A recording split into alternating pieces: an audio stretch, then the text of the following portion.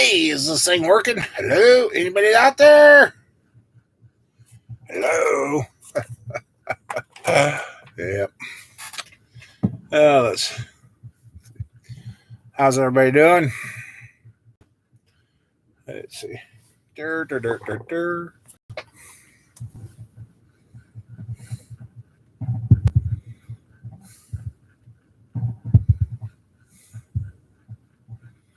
Yeah, hello. How you doing?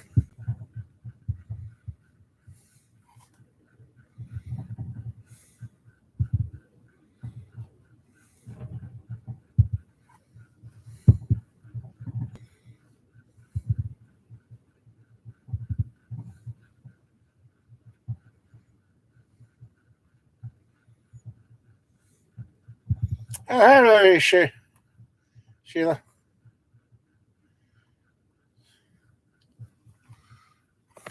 How you doing? Yeah, there's Shop Cat. What, bud? Ow, wow. I tell you, the wind is sure trying to relocate everything here tonight.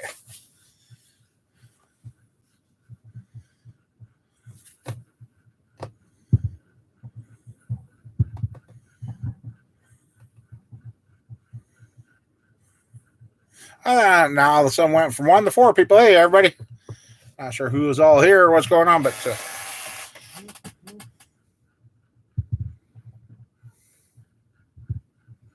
yeah, we've had some pretty strong wind gusts here. Kind of. Well, it says there's 4 in here. I don't know. I don't know what's going on. Seems like I have noticed lately with this, it's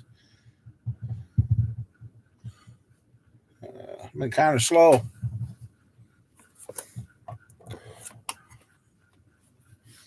Let's see. Actually, I'll use this here tonight. Oh, wrong mouse.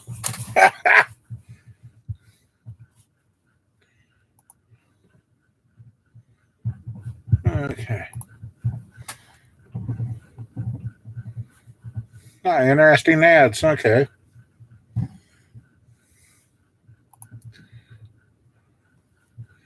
All right, now I can see up there too to see if anybody makes comment. If you're here, say something. I'm hoping the chat's working right like it's supposed to, or whatever. So.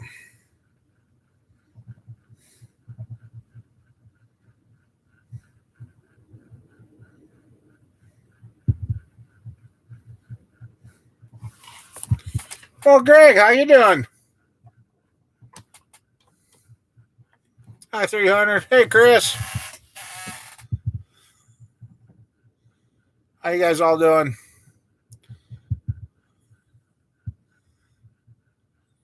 Oh, Sean, how's it going? Not too much. The ones here trying to relocate us. Well, that's a good thing, Greg. What? Well, I kind of been feeling lately too. There's just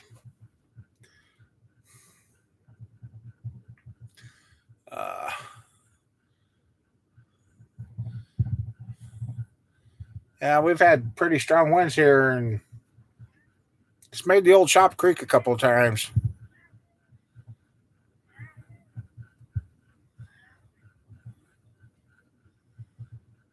Rained all week, and oh, that's no fun, Sean.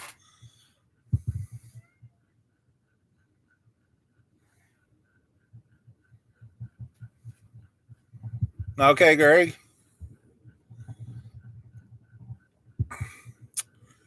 Well, got something to show you.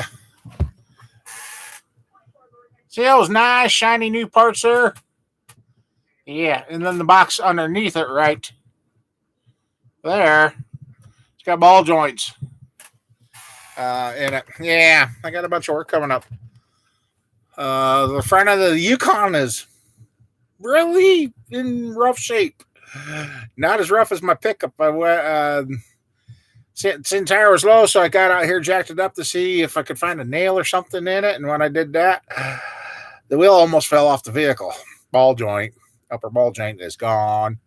Yep, there's Shop Cat. babes? Yeah, well, come on up. This cat knows when I'm hurting, too. So,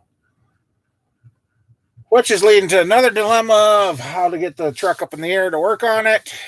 Yeah.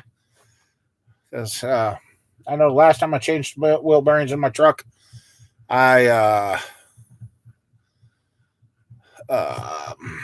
had a hell of a time get the wheel bearings out. So, got new knuckles and everything. The Yukon, though, is going to get everything replaced in it. I've not been mudding with them.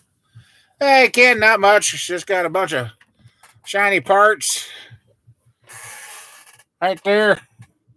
And unfortunately, I think I need another set of them because the other truck, when Mama Bear and I was coming back from our other adventure, started making some noise. And then it started driving a little funny.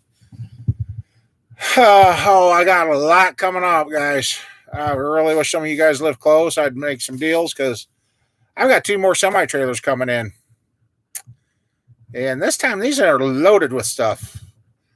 Kind of a surprise package. We're not going to sure be what we're going to get with them, but there's a bunch of siding and other things in there. So, got those coming in that I got to get drug home. That's going to be interesting. I got 3 front ends to rebuild. We're going on the Camaro. And all this, I scored some 40-foot long rafters this week. Enough there to go with a 24 by 40 or stretch her out and go 35 or so by 40 and just do something different on the rest of the roof. Well, Greg, the miss I finally had to get done, I ended up finding out it was a coil pack on mine, along with the O2 sensor. My daughter's Tahoe, yeah, I ran a new ground on that. I know it'll get done. So yeah, there's some more, lots of stuff going on. And then plus get the snowball frame switched or repaired or whatever. So there's a lot going on, but at the same time, I'm fighting some issues, and if I ain't better come tomorrow, Tuesday, I'm going to the doctor. I don't know what's going on 100%. I got a feeling I know, but gotta wait to see what the doctor says. So, yeah.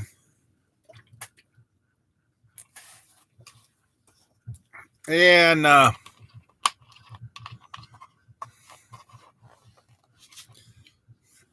O2. Well, actually, it could be your O2 sensors doing it. Hey, Reason, you just missed Shop Cat. He was up here. What year's your truck again, Greg?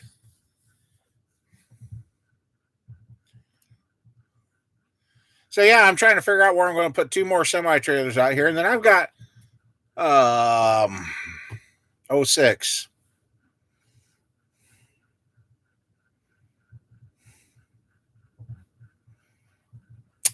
Sure you don't have a bad lifter valve?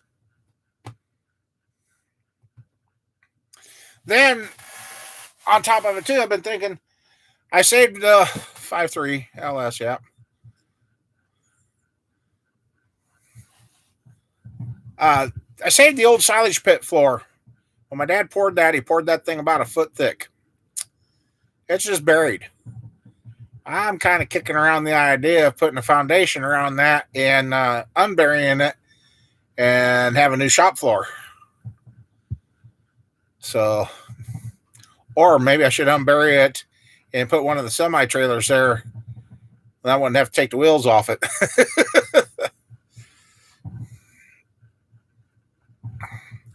So, yeah. Got a lot of stuff, and it's going to be busy. It's going to be busy. So, plus I got my, hey, Gary. Just trying to figure out how to make a cloning machine so I can get stuff done. I got the crate motor back. That's if I could find the bolts for the engine stand that I wanted to put it on. I'm going to have to pick up some new bolts tomorrow because I could not find those bolts. They're misplaced in here somewhere, or otherwise I'll go buy the new bolts and turn around and look. Oh, there they are. They're just like everything else. So, yeah, I get these other two trailers, get everything sorted and cleaned up and organized in the trailers. Then there's, I think, the engine running stand stuff is going to go into a.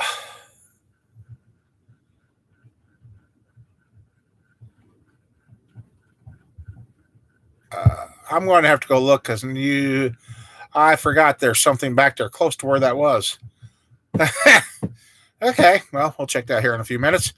Anyway, one of the trailers I might move my run stand stuff into and have all that stuff out of here. Kind of get it cleaned up in here where there shouldn't be a bunch of stuff sitting in here. So, but I've been thinking about it. The 24 by 40 edition. I think that'd be plenty of room. It would be a good start. And then that way I can get my hands on a hoist. They don't stay in that stand. If I do that, they fall off. So, well, actually, one of those trailers I'm actually thinking about rigging up to store two of the cars in out here, get them out of the weather.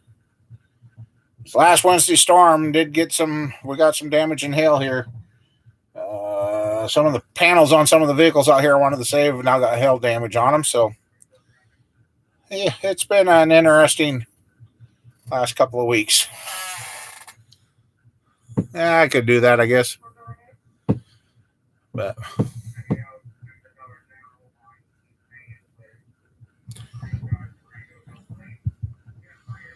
so how's there other than the rain out that way, Sean? How's it been going?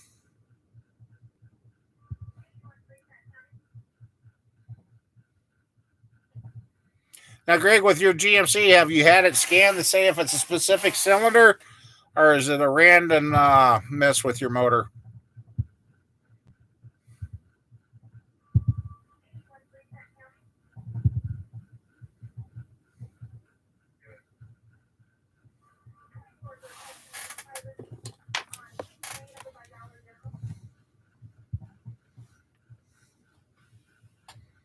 Shows nothing, okay.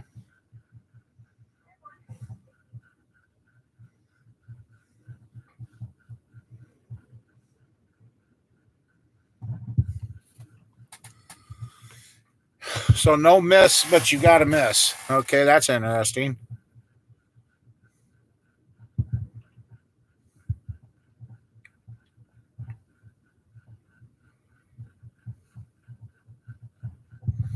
But you got bad O2 sensors, though, right?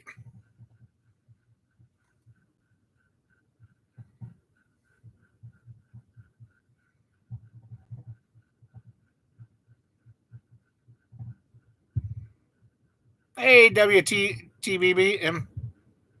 New now. Okay. Now, the next question is, did you clear the codes before you ran it long after putting the new O2 sensors in?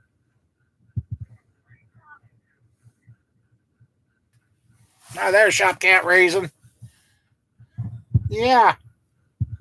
Okay.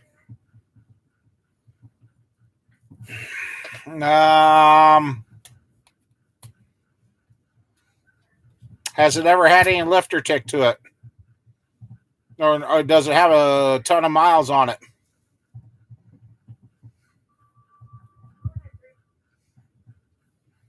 Okay. So I know the 5.3's got a bad problem with 156 thou.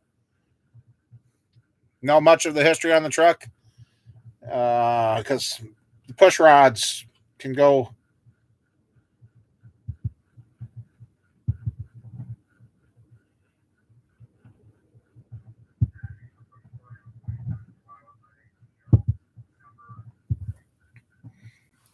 Maybe the end of the push rod's eaten up.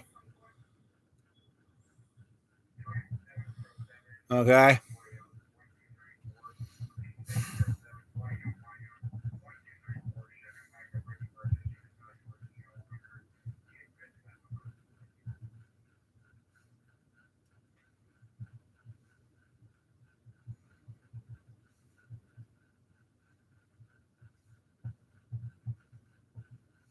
That goes on my O2. I thought it was the O2 sensor. Well, I thought it was the injectors. I put the new O2 sensor in it and put some new injectors in it, and found the coil pack that was bad. Put that in. That truck hasn't run that good ever since we got it. 3,800 out the door for with 150. Wow, that was cheap. That was cheap.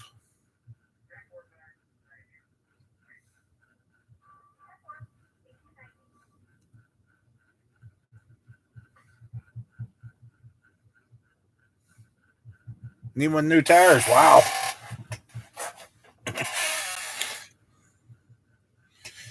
Oh. Yeah, this crate motor here, I've been kicking around the idea. Somebody was good at doing carpentry and that, and I got real serious about putting the shop edition on. Could get you a good running 355 in exchange for helping. I just been thinking on how to do this out here. Hey, Lee. I was just getting down to the point. Yeah, WT, yeah.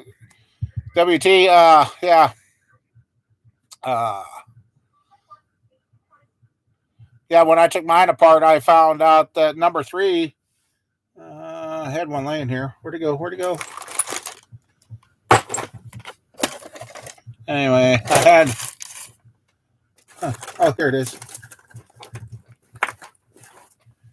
Yeah, when I looked down in there, number 3 and number 1 were so plugged down inside there. I'm surprised it even ran. Never did figure out what it was. So, do you know if anybody's ever put plugs in that, Greg? Yeah, Sheila, I'm still hurting.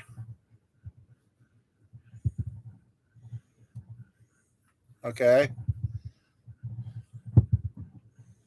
Yeah, if you could do an injector test, I'd check it. That might be the next problem.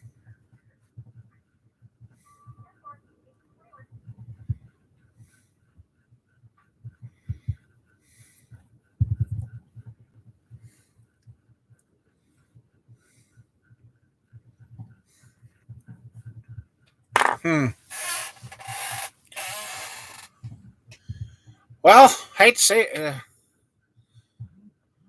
it, brand new parts don't mean they're always good either. I have ran into that. It doesn't even give you a random misfire code.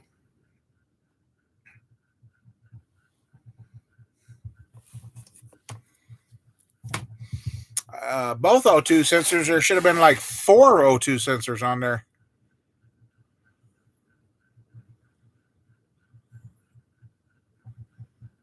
You got your upstream and downstream. Should be.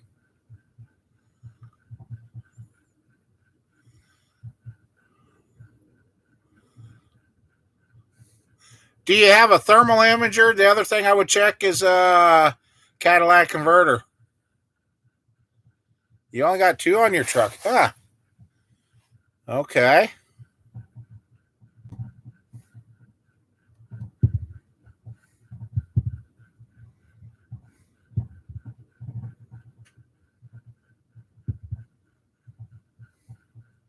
Yeah. We must have lost Sean.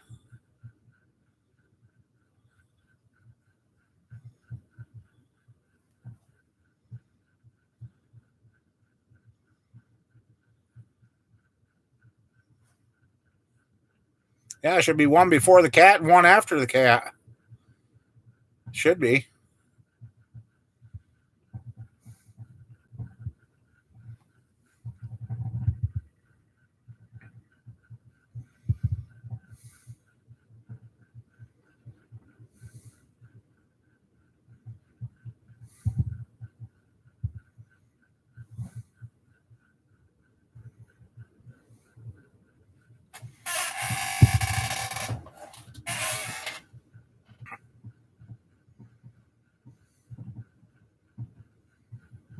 Oh, okay.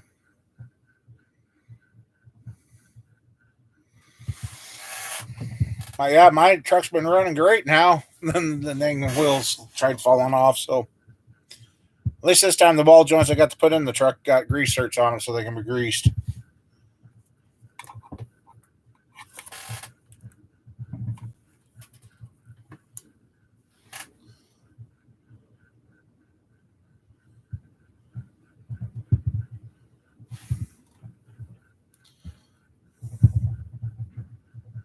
Guess that's kind of where I'm at too. I'm trying to decide with this addition onto the shop if I want to go pole barn style or go like a 4 to 5 foot concrete foundation all the way around above ground, and then use shorter lumber to get my 12 to 14 foot ceiling height.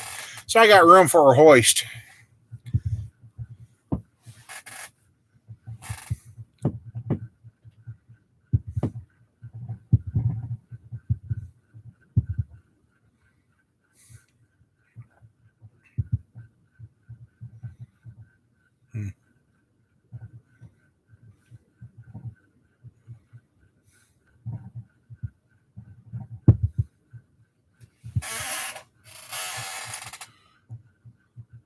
But I tell you that I've been pricing some lifts around. I've seen some used ones going for almost new price, and they're not very sturdy. I don't know. I got right now. Let's see, what were the names? A Titan hoist for about 3, and Atlas hoist for about 31. 9,000 pounders. I don't know. I just got to get concrete too. This building won't hold it in.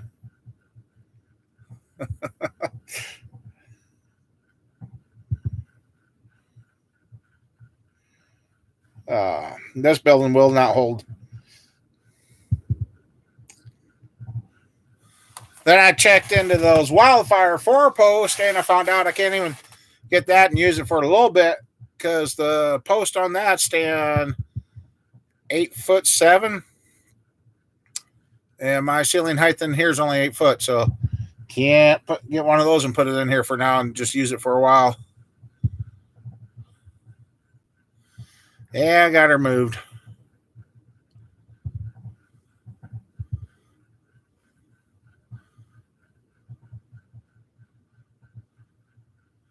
I don't know. It seems like I just lost a bunch of people. I don't know what YouTube's doing here.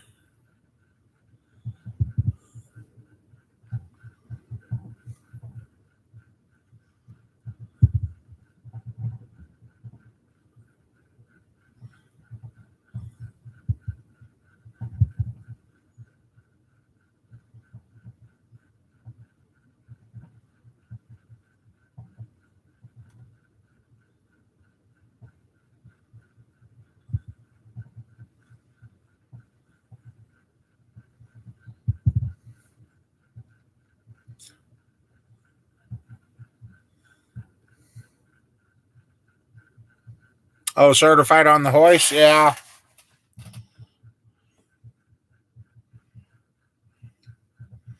So I'm getting to the point where I've got to be able to get these vehicles up in the air because I just can't get up and down anymore.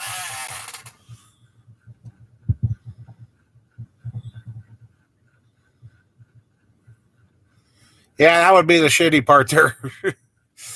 Yep. The shipping on stuff is getting crazy.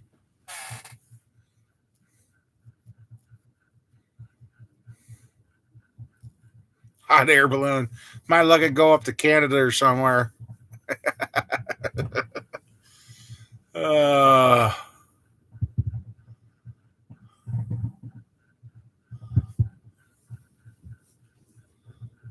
yeah, helicopter.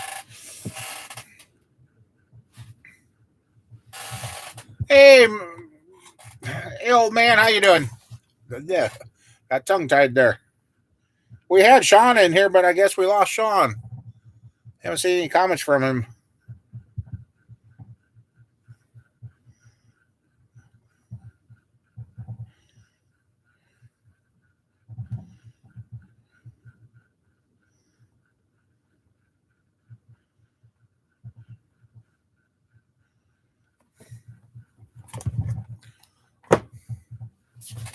See, I haven't watched it yet, but I see you guys are starting to put that one truck back together.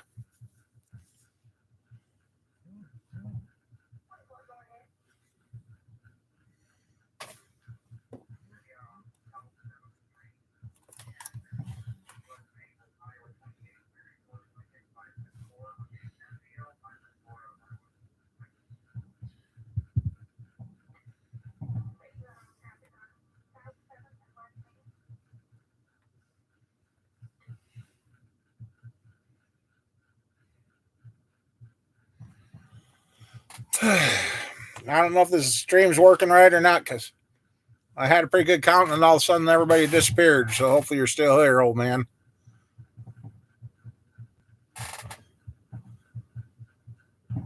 Oh, okay.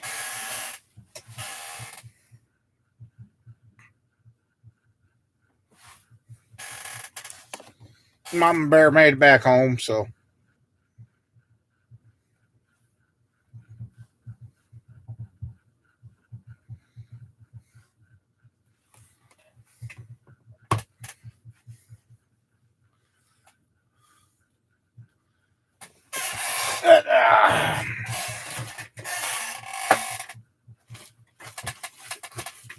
Oh, my goodness. Here's what I get to do. Kind of like the quality of how this thing looks.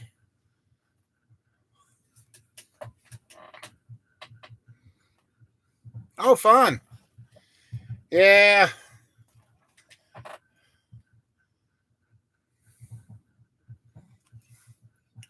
I got this and ball joints, and I'm going to have some extra ball joints on him now because I'm not going to put them all in.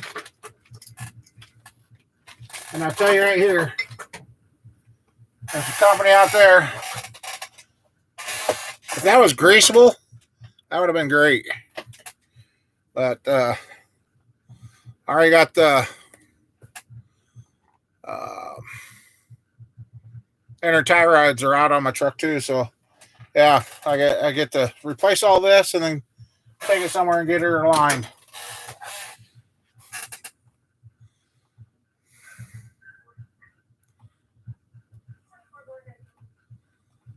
Oh, that don't sound like fun, Lee.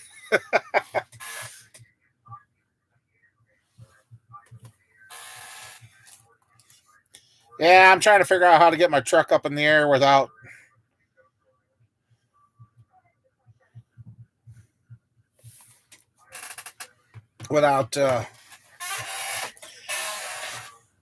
because actually in order to replace the ball joints on the pickup, the lower one, I got to have her up in the air to have enough room. I've seen those new ball joint press that got the two arms with the arm in the middle as the pivot point and then the jack screw in the back. Seen what those cost, and yeah, I'll just stick with the one I've got.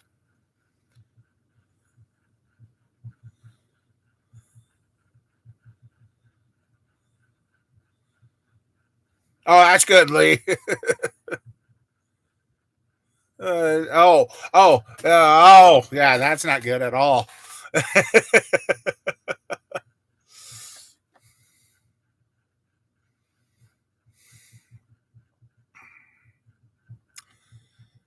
Yeah, fresh concrete, and it's plenty for what it is. I don't know what you pay out on these cold, old man, but 4,000 pound mix here is $153 a yard now.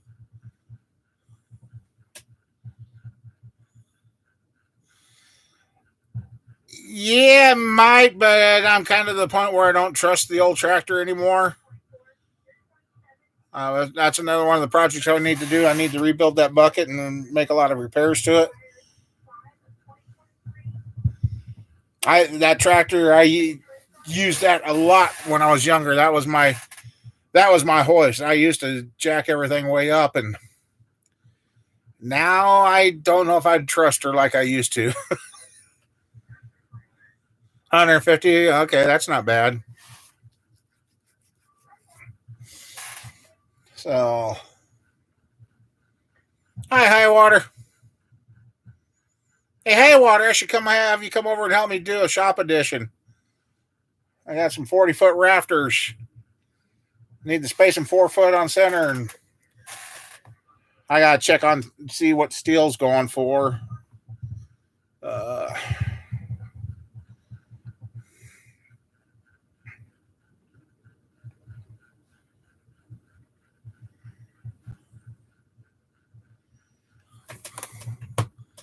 Here's my notepad.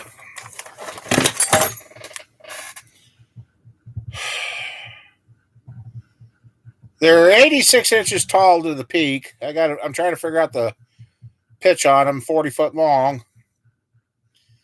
And I like overhang on my roof, so for the roof, I need 22 foot long sheets of steel. Steel. And I guess, old man and high water, you guys have done more than I have. Being I got the garage here, that may or may not stay eventually someday. Would I be better off going as a pole building up next to this? Or go 4 to 5 foot above ground with a foundation, then I could use 10 foot lumber. So Sean is here. Hi, guy. Or just go cement slab and then just build the walls 14 foot tall and then stand them up.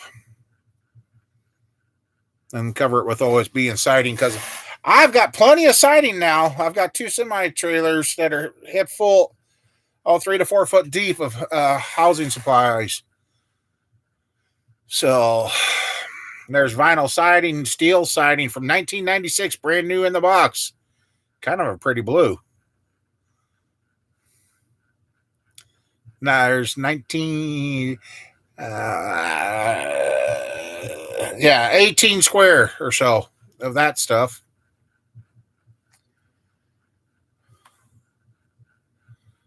So I guess I just don't know, since I got all that siding, a couple of rows of block. Okay.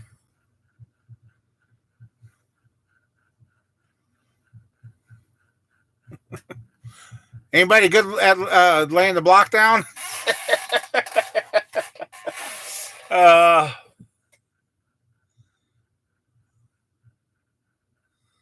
Okay.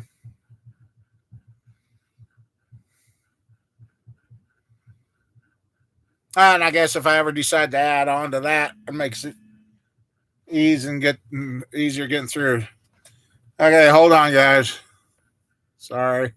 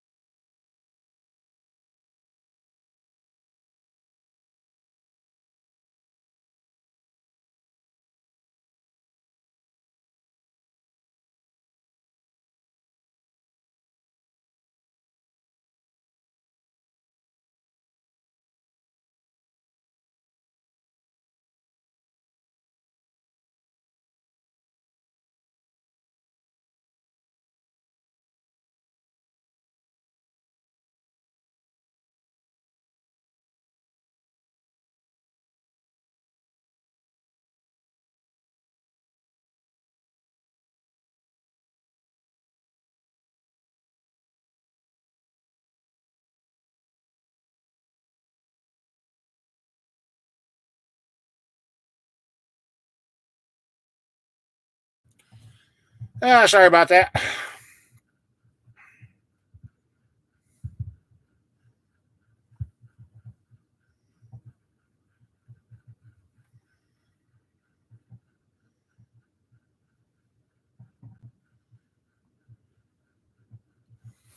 Uh,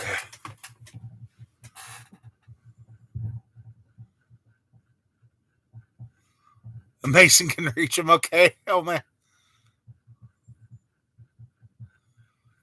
Yeah, I've thought about doing. Actually, if I build a living space in, Sean, it's not going to be up and it's going to be on the ground floor. Um, yeah, move closer. Yeah, that would be nice too. Well, the rafters I got right now are 40 footers.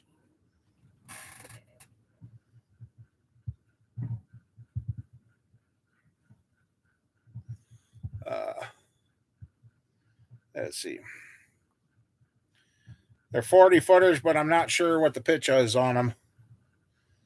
I just happened to save them. This is. There's 6 of them, and they were spaced 4 foot on center.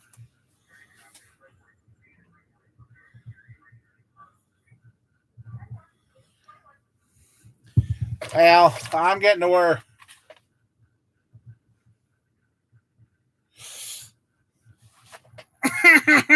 oh, oh, man, owie. Oh. I know from the peak to the bottom of the cord is 86 inches. Oh, yeah, I can get those up. But I guess my problem, high water, is if I could probably get the rafters up, but getting the stripping laid out, getting the roof on, yeah, no. You needed a nap. Hi, Mike.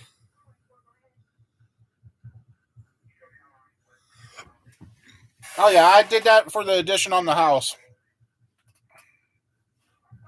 So, oh, man, Jesus, ouch, dude.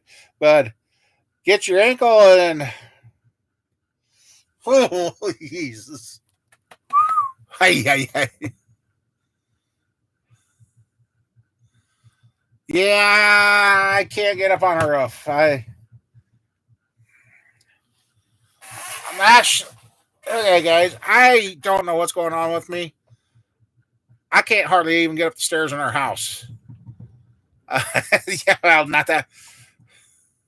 Yeah, I bet you that hurt, old man. Uh, it's getting to where I'm only this quarter of me is the only thing that's working like it's supposed to. Everything else, neck, this side, my entire right side, and my left legs. I'm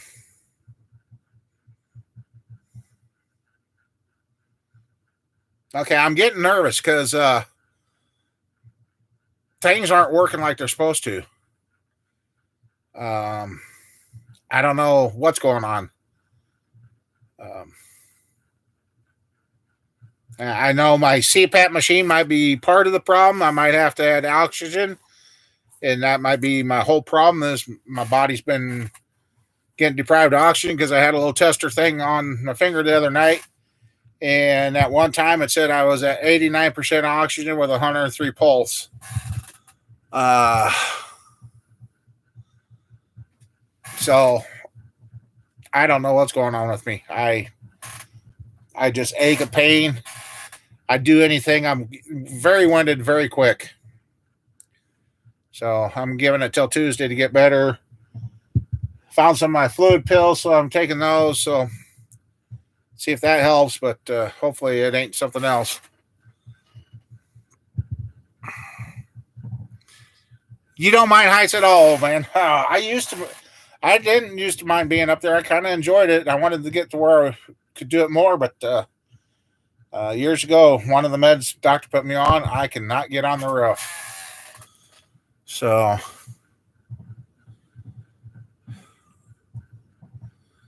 And that's my thing too. I mean, I've talked to some people close to me, and that I'm like, do what do I do? I really physically can't go to work for anybody else. I still can work on things, but it's got to be at my own pace. Do I take the time and invest the money into this concrete slab, putting up a small 24 by 40 addition for now, and get a hoist, um, so I can keep doing things? What do I do? I guess I don't. I don't know. I don't know what to do anymore. There are so many more projects. I mean, I've been thinking about how I would lay that out because I know some guys I've seen when they put a hoist in, they forget and put it too close to the wall. Then if you ever have to pull a rear axle out, you either cut a hole through your wall or you can't finish the job because you can't get the axle out. And what I was thinking there too, 40 feet deep, put the hoist clear at the west end, and then that still gives you a bay behind that to work on something too. So, I mean, and just keeping the family's own vehicles going would pay for a lot of this stuff, but and it also could open me up to because a guy just told me there's some pickups that he wants to go look at that we could get and start fixing and flipping. So I guess what should a guy do? Should he continue to? I don't know.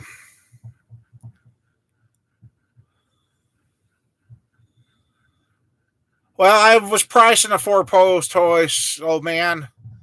Holy crap! They're priced from. I checked into the wildfires because I do like the wildfire ones the best. Evidently, did not adjust their price yet. The basic hoist now, and if you pick it up, you got to pay the state sales tax, which that's fine. Was going to be $58.97 to get the air jack to run underneath to lift the vehicles up. Is another $1,500. Yeah. So you're looking at almost $7,000 for a hoist with a 4-post, and so yeah. And like with Mama Bear's car, if we end up putting a transmission in that, that's where you need the 2-post because everything goes out the bottom. So, well, that's what I'm thinking. 14 foot above floor. Yes, the finished floor height.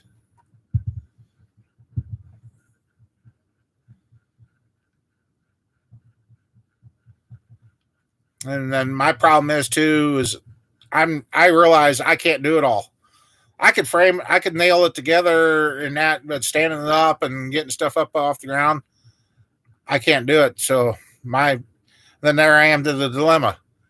Where do I find the help to put this together? And all I'm looking for is getting this thing up, weather tight, and I don't care if it's finished inside, just so I could keep the weather off the hoist and be in. And also, what I've been thinking about doing too is digging a pit underneath. So, and that kind of would cure the problem of a 4-post. Well, no, pit really wouldn't do me much good either, would it? Because you're limited with a pit. Because yeah, you can go underneath, jack it up, but if you're doing brakes, I'm still trying to squat down. So I guess a pit really wouldn't be a good thing for me. It'd be one more thing for me to fall in. So that's why I said I kind of almost come up with the idea, maybe have a couple motors finished up, done, and ready to run, and one or two guys come and help, and you guys can go home with nice new motors. Just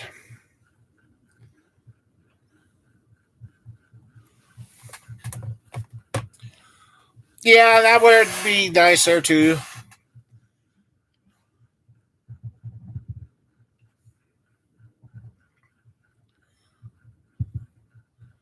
because going down a few steps, or depending on how I did it, I could get down that easier. But and that's where I thought too, with the 14 to 16 foot sidewalls, I could have a room. If I did an office area, I could have a room up above that too. $1,500. Yeah, that's what I'm looking for, Sean. Nice thing about this one here, if I got it through the local shop, it's only 6 miles away. Okay, Greg, I'll find that. Nice talk to yourself. Those dang pills I took are kicking in, so I'll be right back. Oh.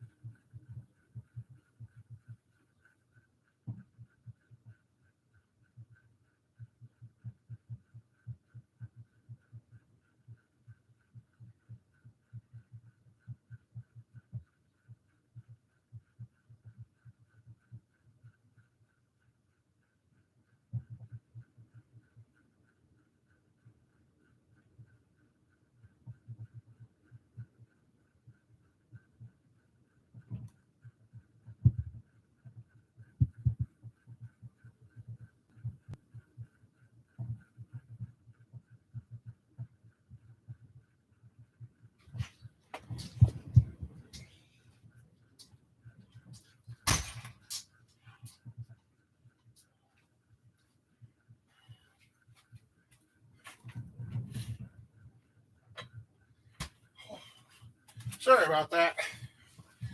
Last time I took those pills, I took one, nothing happened. So I took 2 of them. Oops.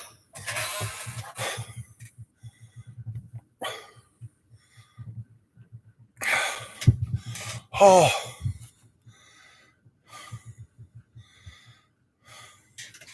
Well, here, high water, I thought about that with the pit too. This hill, I live on a hill, but it's the only hill I know that you can flood things out on.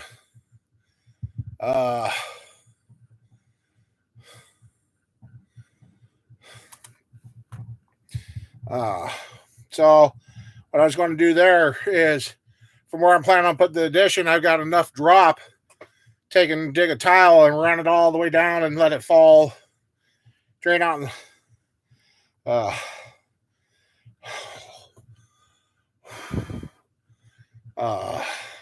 drain out into the yard, and that way there'd be there.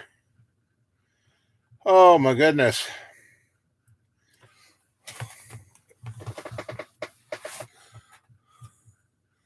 I'm surprised you. Oh, gee, thanks, Mike. I'm surprised you haven't found a home for those yet.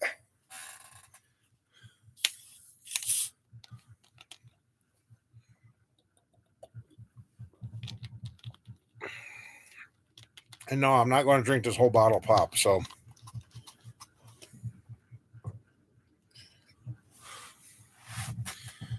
I guess.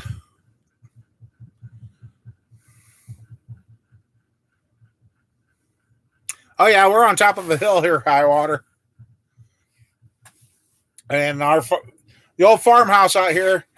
I can remember one night I went going upstairs, and I looked down through the cold air return. I'm like, Dad, what's that shiny down there? He grabbed a flashlight, come over, looked through, and all I heard is blankety blank, blank, blank. Yeah, the water was within about 6 inches of the floor joist of the house, which meant our hot water heater, our water pump, and the furnace were all submerged in water. Yeah.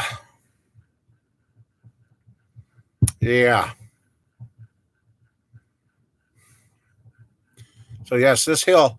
My dad, where the silage pit is, there was times. That's why my dad ended up concreting it. That there would be fresh water running out from uh, the silage, and the dad couldn't get in there to get the silage. So that's when he finally. I'm pretty sure when we poured that thing, it was a foot thick or a good 10 inches because I almost went over the top of everybody's boots. And I'll tell you, that floor has got so much woven wire and metal and everything else Dad could put in there. It's in that floor. It never broke while we had silage.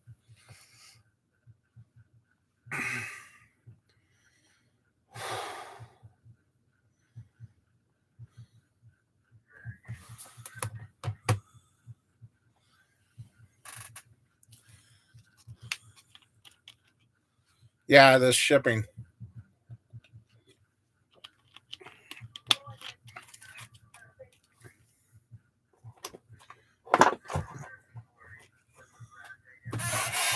Let's see.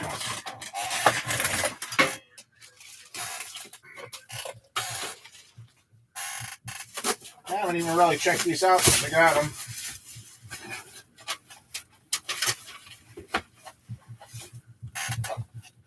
Maybe in Yana. Imagine that. See if I can do several.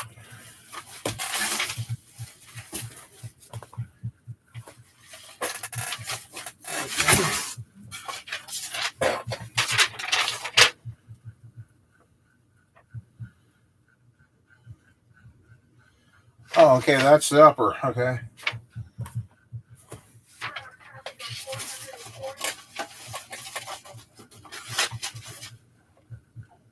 In the floor. Okay.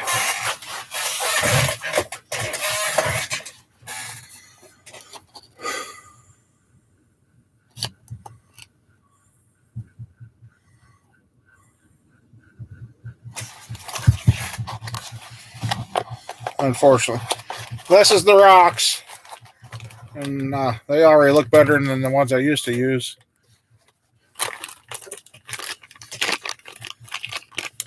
Ha! It ain't flopping around. Gotta be a problem, right?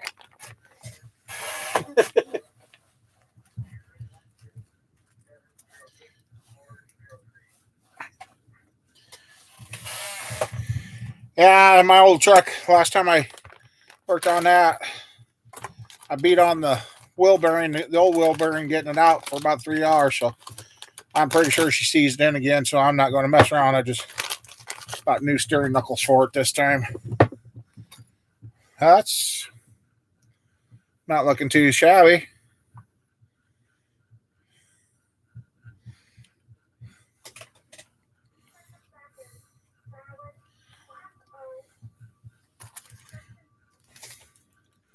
So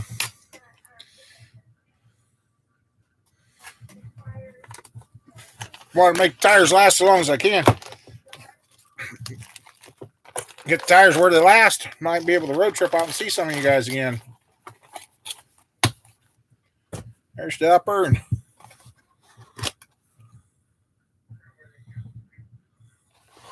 these are SKPs.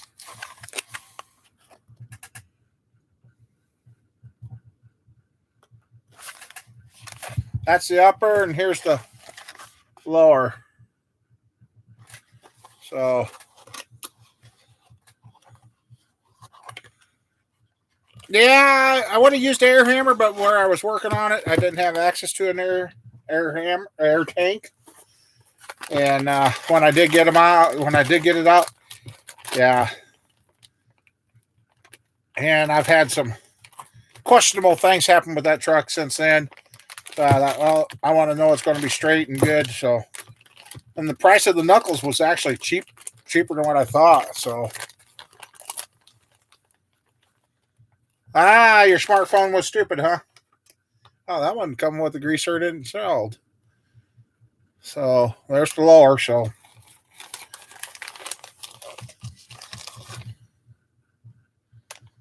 yeah, so that's got I got her. Yeah,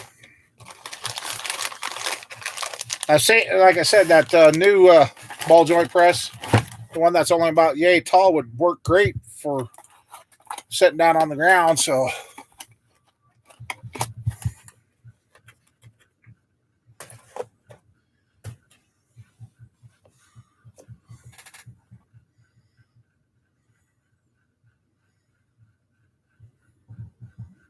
oh no.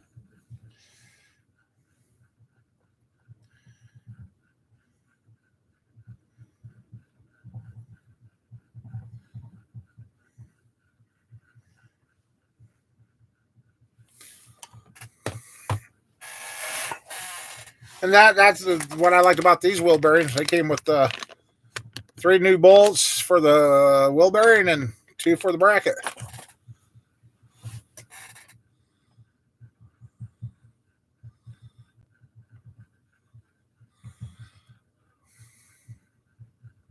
Oh, good, camper. Yeah, WT. I'm getting to the point where once I'm down on the ground, I need somebody running. And Sheila, she's getting pretty good at learning where stuff is. And my oldest is getting to where she's kind of more interested in helping. Uh, Rock Auto, the Rock, I should say, Rock. Uh, I've been having a lot better luck with the Rock stuff. Um, yeah, if I could get down on the ground and stay there, it's not so bad. But getting up and down, and like I said, already after taking these fluid pills, maybe that might be my problem. Maybe I've got too much fluid right now because I'm starting to breathe easier. Uh,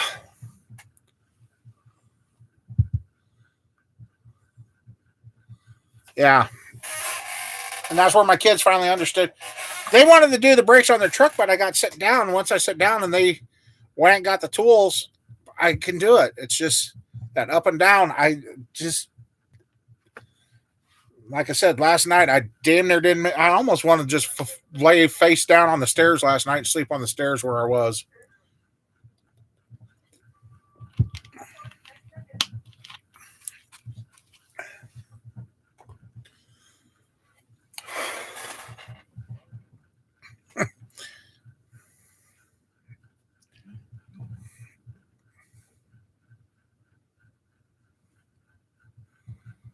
Yeah, I need to get my fog lights working on the Yukon. Yeah, right now I got a parts list waiting on the Yukon that I'm going to order.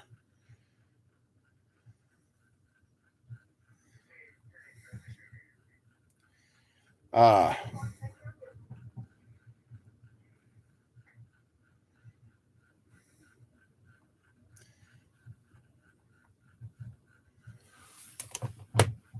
uh, for what the parts are going to cost to rebuild the front end of the Yukon and some other things that need to be fixed on it, you can't go buy one for that price. So, I mean, it's a good vehicle. It's got a lot of miles left in it, and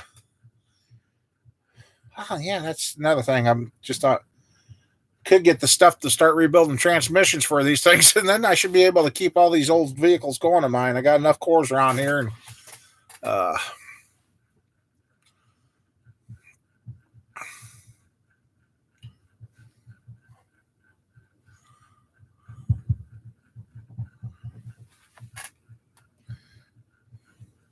let's see this over here before I'm not done. What did we do? Lose everybody again? Let's see, my numbers dropped.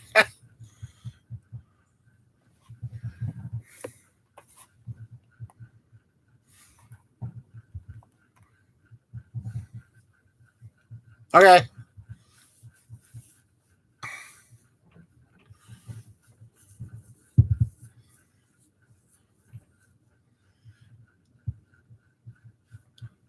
WT, didn't you just do the Trailblazer arms? How'd that holding up for you?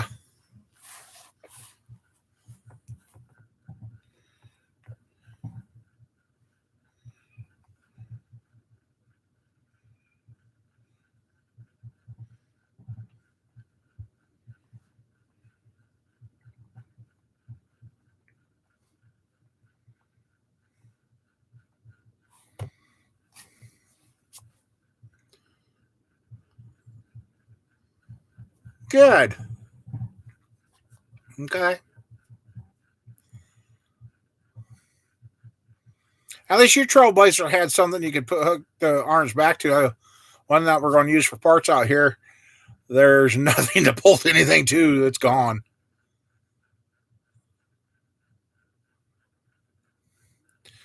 Where did you get that from then, Scott? Or Sean? Yeah, Sean. Jeez.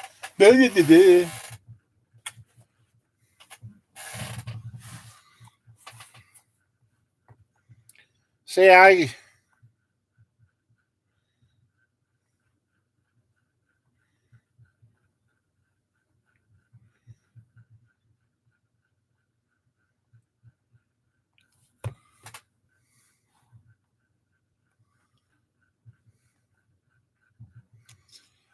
this one's rusty enough. I don't even think you could have put the kid in there and fixed it.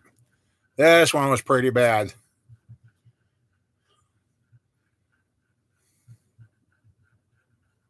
Okay. Well, I got another place that I used to use, and if you guys remember the name of it, I won't say it because I don't want to give them any more credit because they've gone downhill. That's where these come from. I mean, it don't look bad. Like I said, the unfortunate part, not greasable.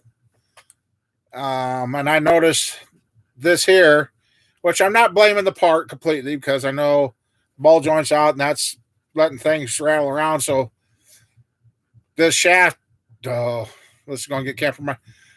If all that vibration's going through this shaft of this joint, it's going to loosen up. Because I've got a tie rod already that's just sloppy back and forth too, with on the same side. So, oh, that's right. I did order. I do. So when the new ones get here, supposedly tomorrow or Tuesday, I want to compare them to see what the difference is between them. But now this is a spare backup. And okay, this here we go. Let's see what's it.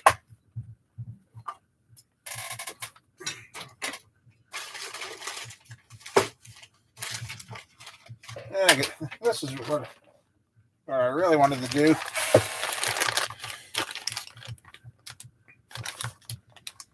This is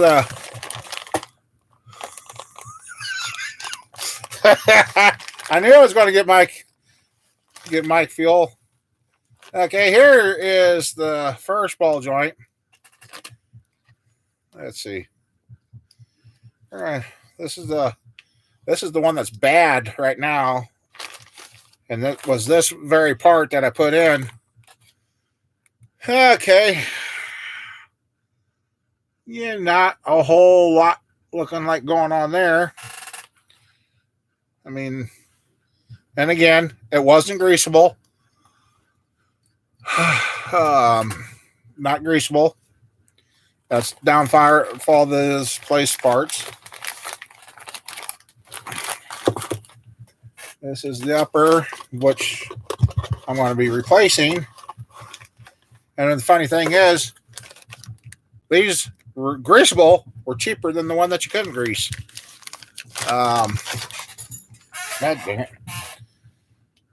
Okay, well, right off the bat, let's see. A lot better finish on the material. And that looks better down in there. A lot better metal quality. And that, so I guess we'll see.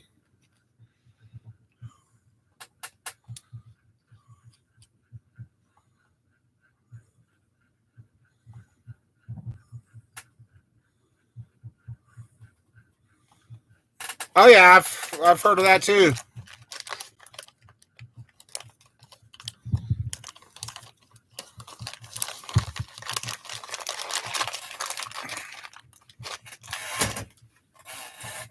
Where'd they go?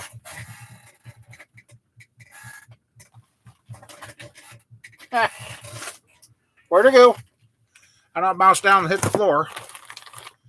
So, yeah, I thought about that too, but I guess with these cheaper ones here, or that, I don't know how close the, oh, there it is.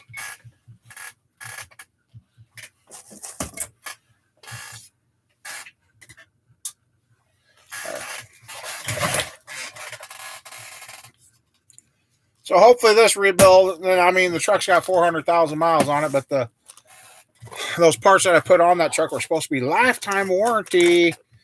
And when I warrantied them out, they come back and said, nope, we're not going to do that no more because your truck's got a problem. I said, no, it's not the truck's problem. It's the problem that you're selling parts you can't grease. So, yeah.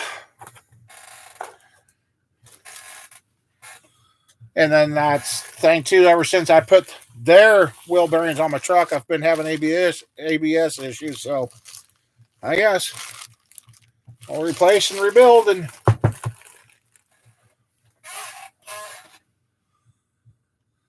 yeah.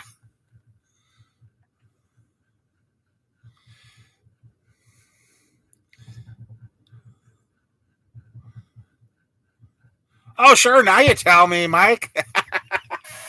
As I placed another order Friday or Saturday or Thursday. uh, so, yeah.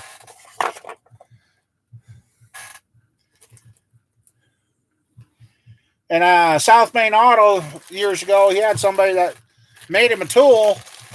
The guy that's did a bunch of research on these, he says, but the problem with these front wheel bearings or any of these wheel bearings like this, they don't put enough grease in there. So this guy fabricated a tool that he could put in here to put grease into this to the point where it was full like it should have been. And the guy says you'll never wear out another wheel bearing. And South Main kind of kept up that, and he said the one vehicle he didn't ever put a wheel bearing back in it, so they're just planning to fail.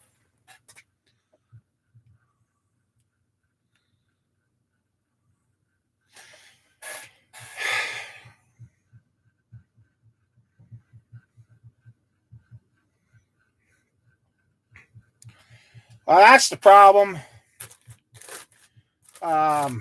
I tried buying local. I'd like. Yeah, he lived it. Tried buying local, and for what they wanted for the cheap brand that didn't even look as good as this one, I was able to buy 2 of these for their cheap brand. Ow,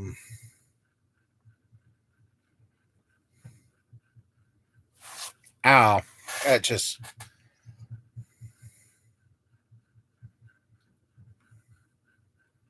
And so far, everything I've used from the Rock has been pretty stable, and I haven't had. And I thought one time we got parts, the guy told me wrong, so we ended up getting the wrong parts. They were fairly easy to send back and didn't have no questions asked. And as soon as I got them, looked at them, knew they weren't used or broken, boom.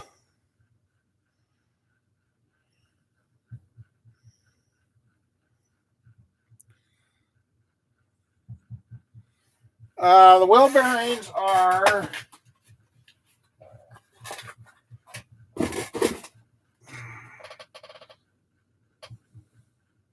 MPA quality built.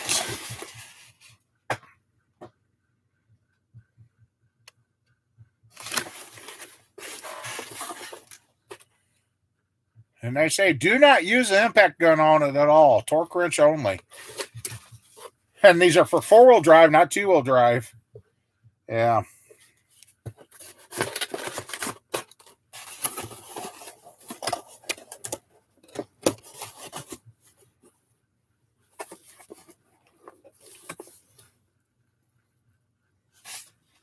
Yeah.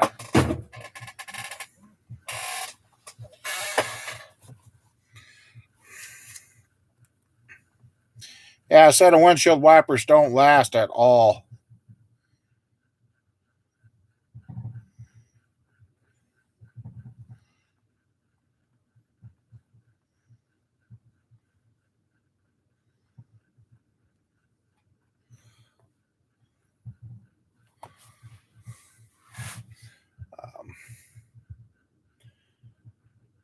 So now my other truck is yesterday after driving and parking, I might have to order some more wheel bearings. Uh,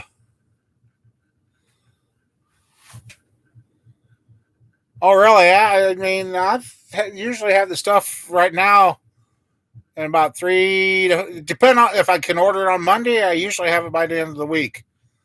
And if I order it Thursday or Friday, I get it by Monday, Tuesday, usually.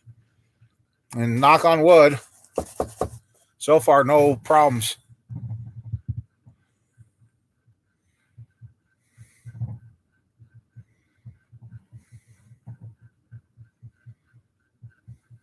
Oh, noisy wipers from the get go? No, thank you.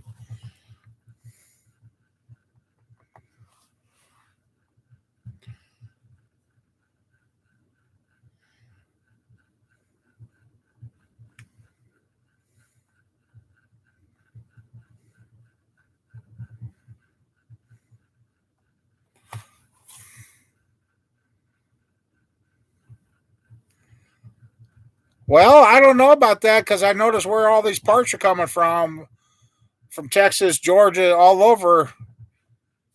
I don't know.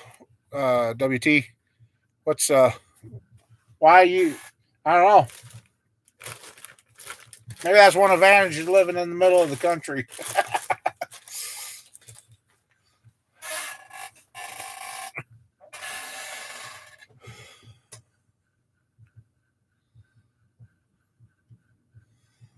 One of my wipers got a spot of leaves about right there at my eye height, about that wide. Most of the way it skips the windshield.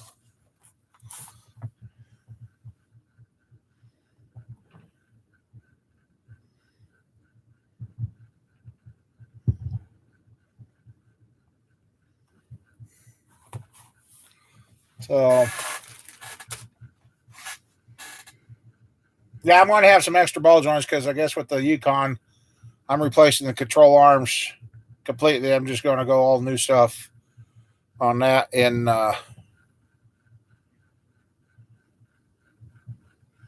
be done with it.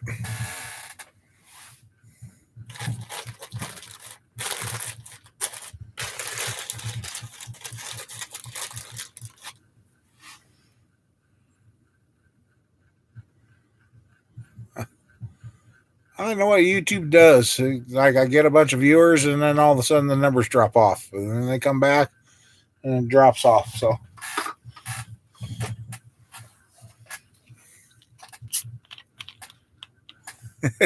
gotta get the brakes working on them. Get them working like they're normal again.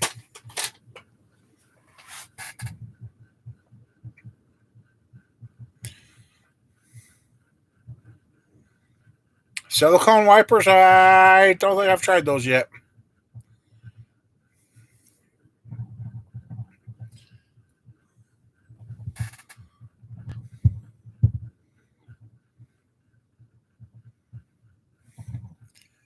I wasn't sure if you was going to be around tonight or not, camper. I couldn't remember when you were supposed to go in, or did they push that back? Okay, are they working pretty good for you?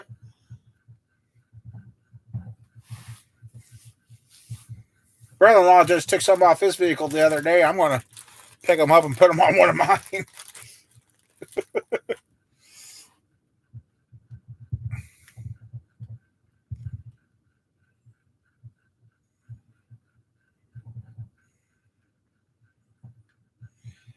We've tried the Rain-X and we didn't have good luck with them either.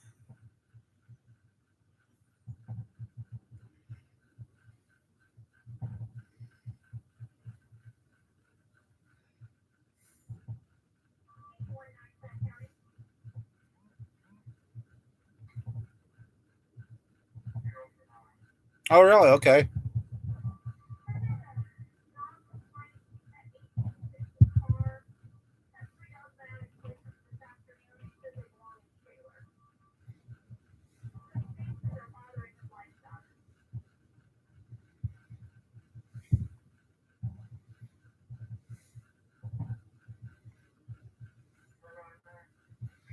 Okay, Mike. Well, I'll keep you in prayers and keep thinking about you.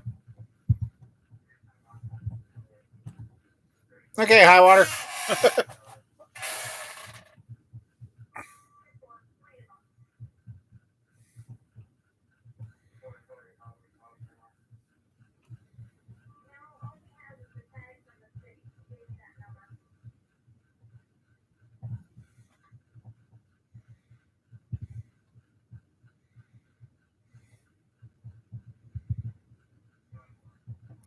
Yeah, hopefully. Then yeah, then you and Mom Bear can grab some cutters and go have fun. No. Like I said, this is the other thing I liked about those wheel bearings. All new mounting bolts. Hey man, how's it doing?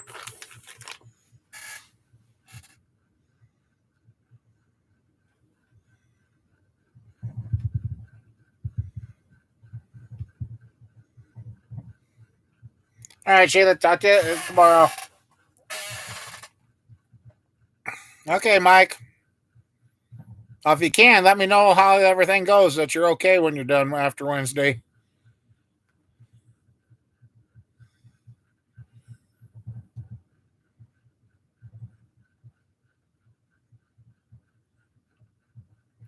Oh no, the fuel lines. Oh no. But well, the fuel lines probably ain't as bad as the brake lines, but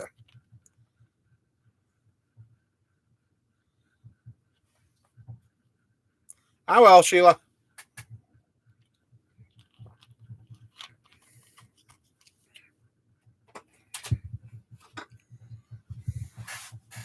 Oh, this week's outpatient. Okay. Oh, motor to fuel pump. That shouldn't be too bad, Matt.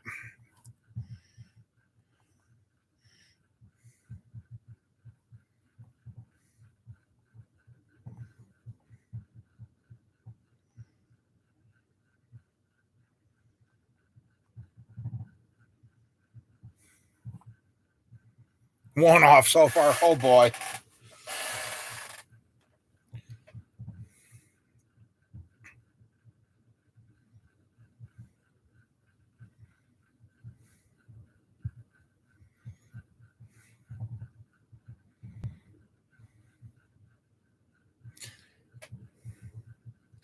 According to that auction machine thing with my auction getting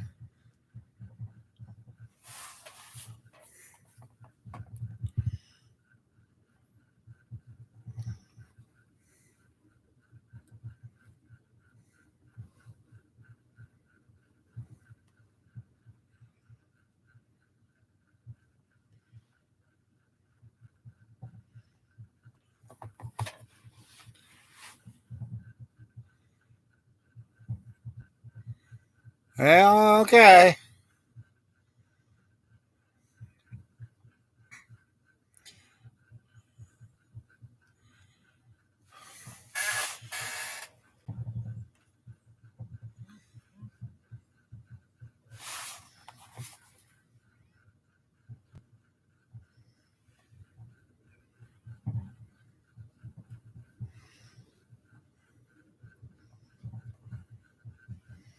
Oh man, Matt. Wow. Yeah, you got a rusty mess. Wow. That's rusty. That's what Matt's working on. And they wonder why vehicle repairs around this area cost so much.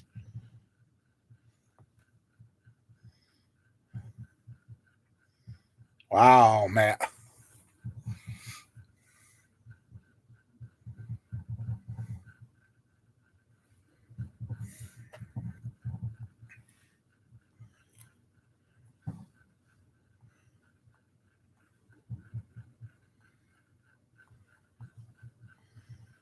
And I thought my trucks were rusty.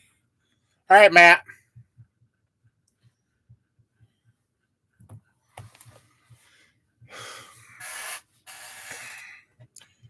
Well, according to my sleep apnea thing that I did the other night, kind of got me a little worried, but um, showing signs of pointing towards congestive heart failure for me. I got a feeling as soon as the doctor gets the results, I bet you I get a call. As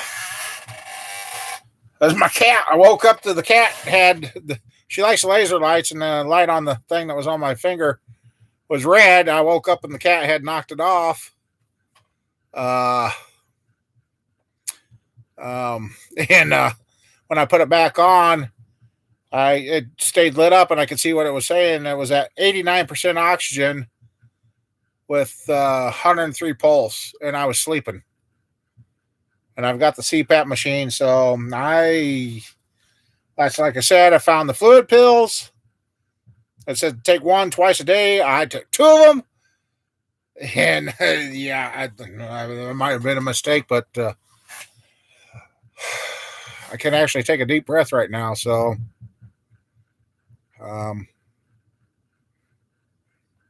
that might be my whole reasoning on my aches and pains. Of just can't get the oxygen. So, so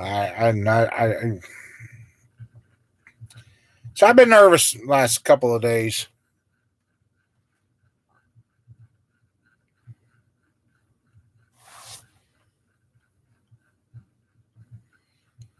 Well, I got the new CPAP mask and I've got a better seal, and I thought, okay, but I tell you, I hurt so bad I can't hardly get up and down. Feet have been burning. Uh, yeah, and actually, the eyes are starting to clear up. I mean, I was starting to like think, good God, what the hell happened? Uh, yeah, replacing gas lines. Yeah. So, and that's where I've been fighting with myself on a lot of this stuff. The way my health has been, do I put any more into doing this? I mean, my kids are kind of getting interested in doing more, and I don't know.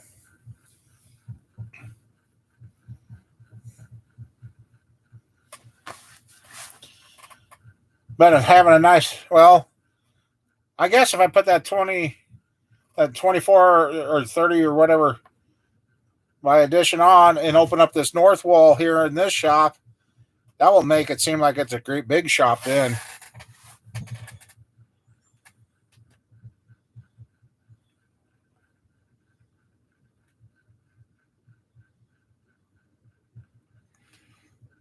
Well, Mike,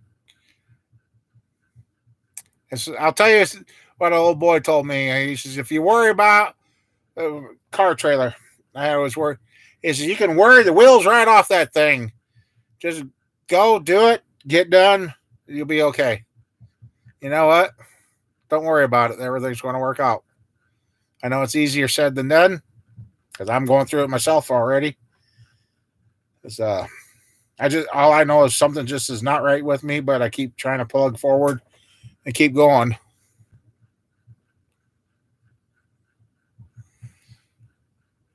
Well, Greg, that's the thing. I'm going to have three semi. Uh, I know, Mike. I know, Mike. You've been dealt some crazy shit. Well, I'll end up having three semi trailers out here that I can. It'll be the semi trailers that I'll fill up with everything. But,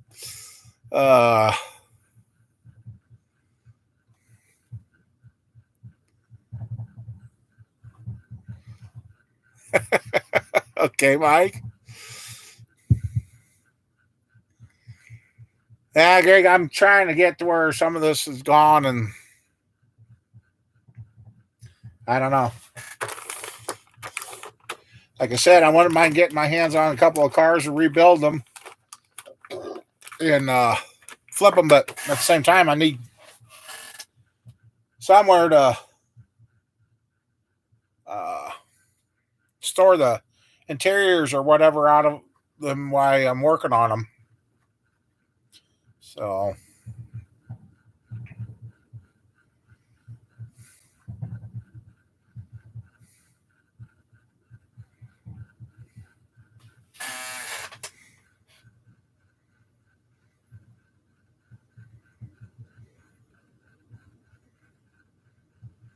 Ah, okay. That sucks, Mike. Sorry, guys. I'll be right back.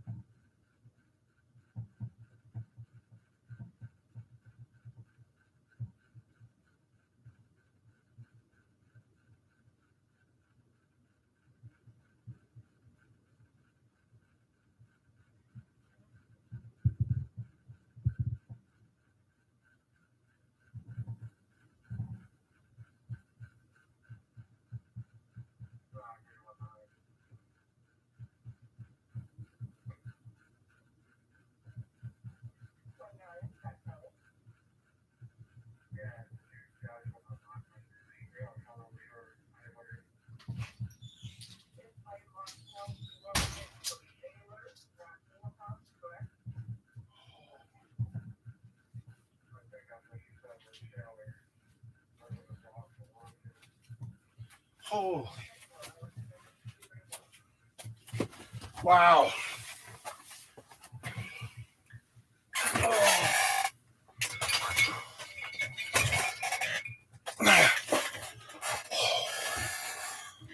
No.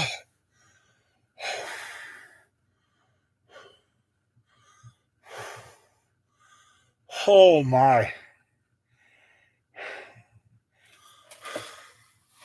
I might have just figured out what my problem was. I was retaining way too much damn fluid.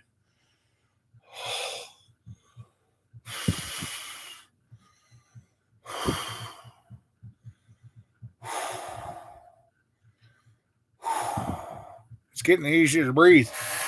Holy moly.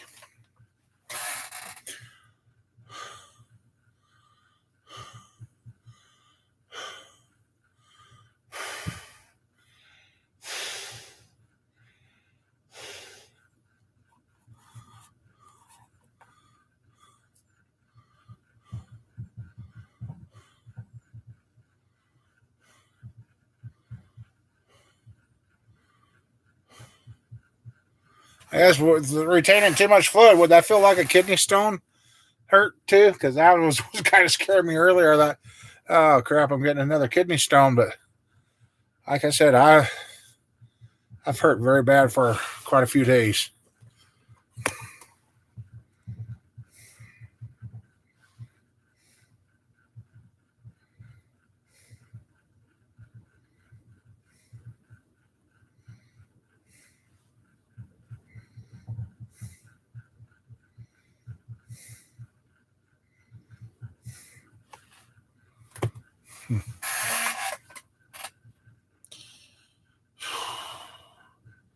So what else you been working on, WT?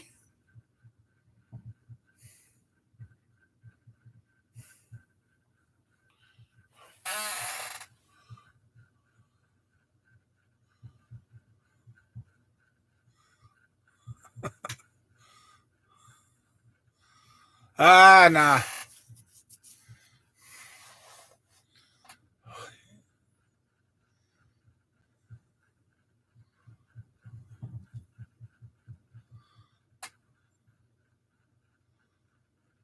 Oh, oh, Oh, dude.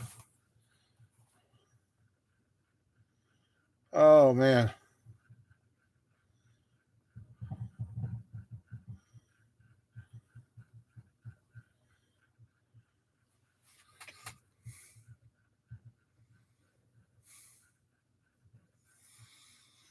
Yeah, I gotta get the lawnmower fixed here too. Or find a different one. Something, I don't know.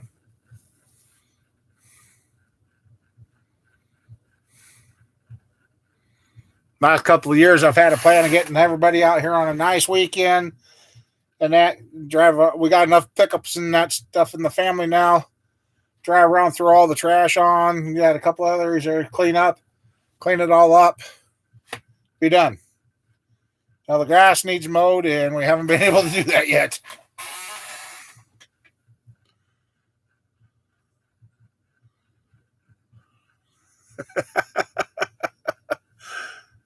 There's new episodes of them. Oh my!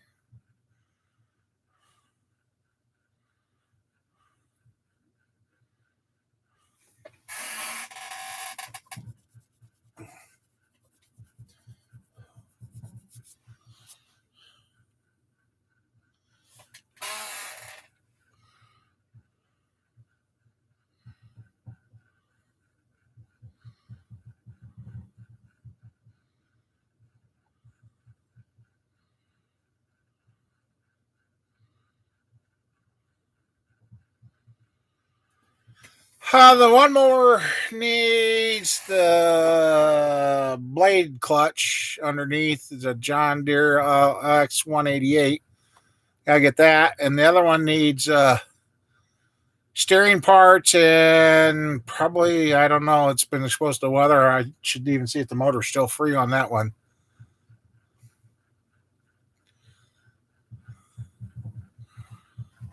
New zero turn. Oh, that's got to be fun.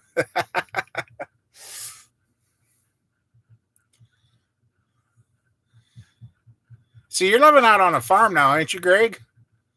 Or right on the edge of a town?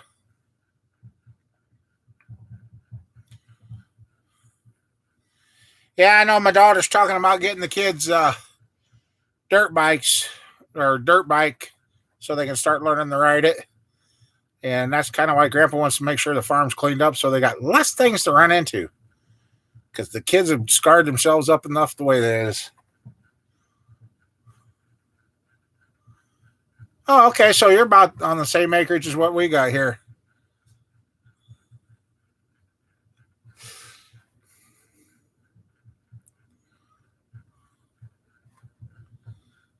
Yeah, I guess the last year my John Deere, the oldest, went to use it, pulled the switch on the mower, it started, and she turned around and pulled it, and it just goes click, click, click, click. It no longer engages.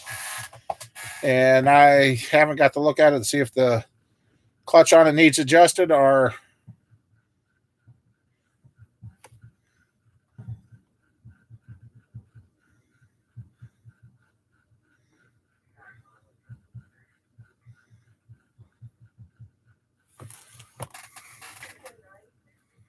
Oh, that'd be fun, Greg.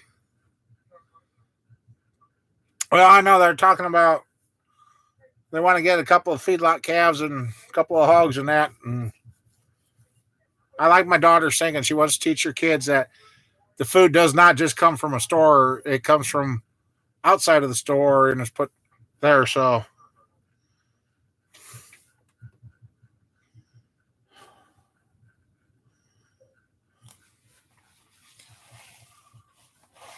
that'd be fun to go play on there, Greg.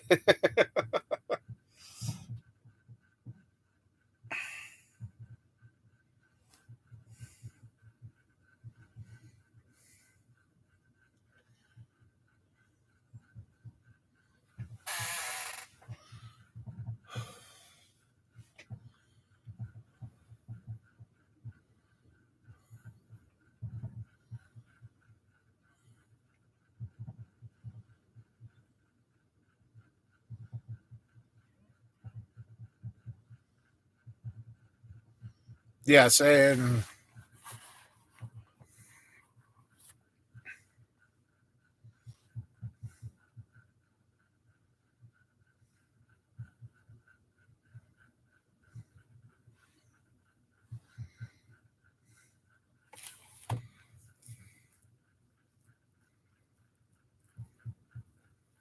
Oh, you're selling it now, huh? Okay.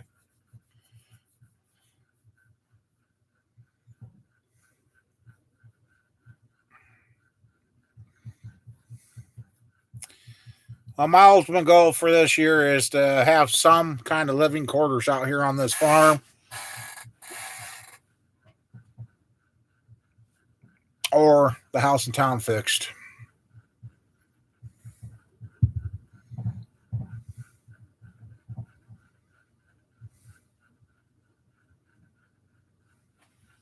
Pushing them more. Hopefully it was theirs, not being borrowed.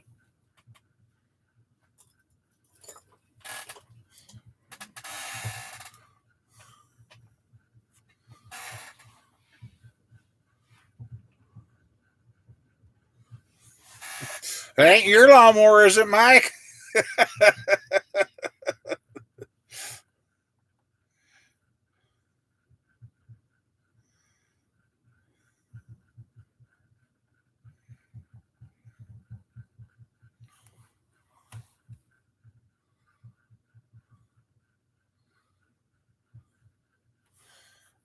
There's, I think it's 16 with 14 and 12 tillable.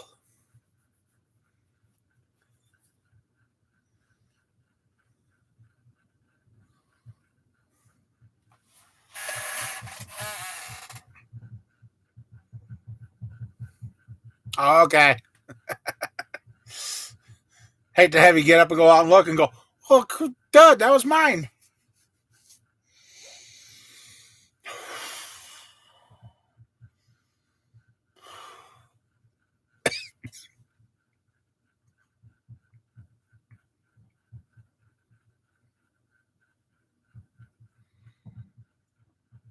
Excuse me. I know what I wanted to try. Let's see how this is doing. Oh, that's charged up enough that no longer needs to be on the charger. So move that out of the way.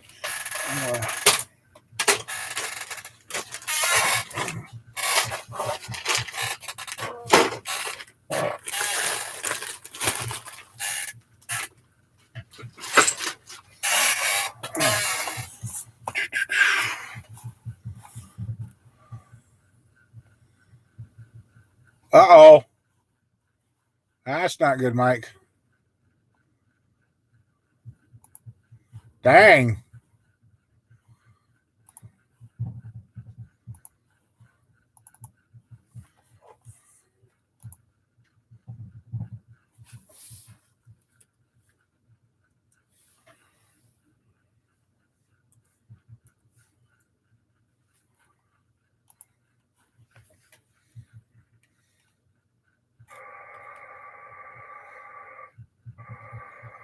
Hmm.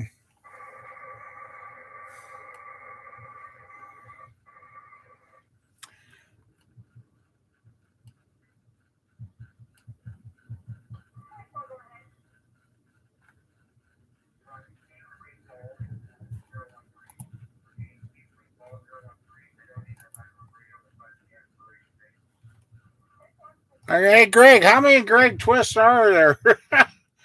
Okay, this is. I want to look at your video quick, and oh, I think I just found you. There you go. Yep, I just found you.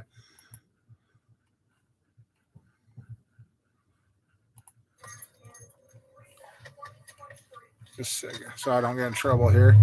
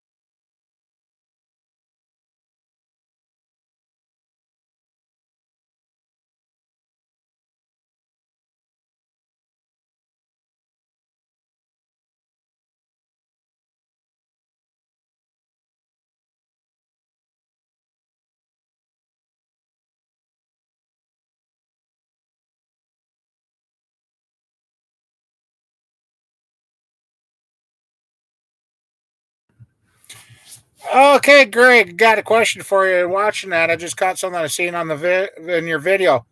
Does that have a K&N filter inside the air box?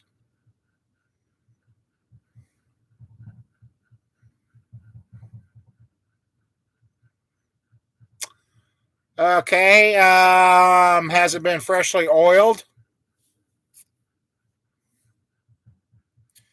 As what I've seen on service bulletins, and that the oil from the KN air, the oil from those oiled air filters, uh, is messing with the mass airflow sensors. So you might need to clean your mass airflow sensor with the spray cleaner for the mass airflow sensor, and that might take care of your mess. They've had So that might be your problem there. I just caught that in your video. I seen that. So yeah, if your mass airflow sensor's getting that oil on or whatever, it will mess up the way it's running. Not a bad looking truck.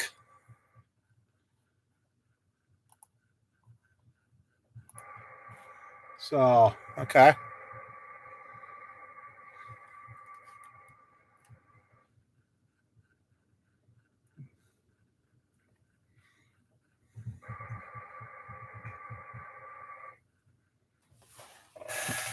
Good. Might have helped you figure out what's going on.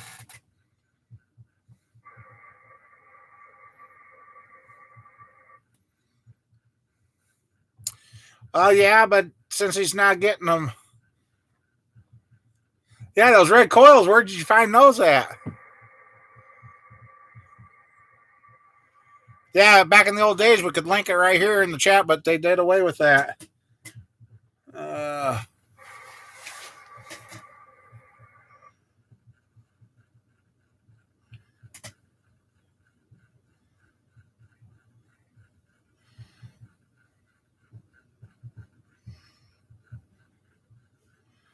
when I searched him, he was down a ways. It's just his picture of his face. That's all he's got on there.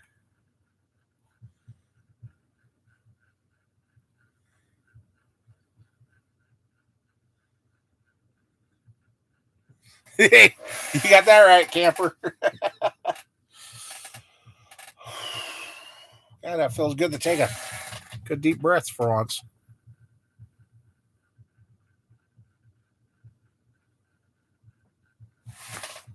I'll watch the rest of that, so just hold on.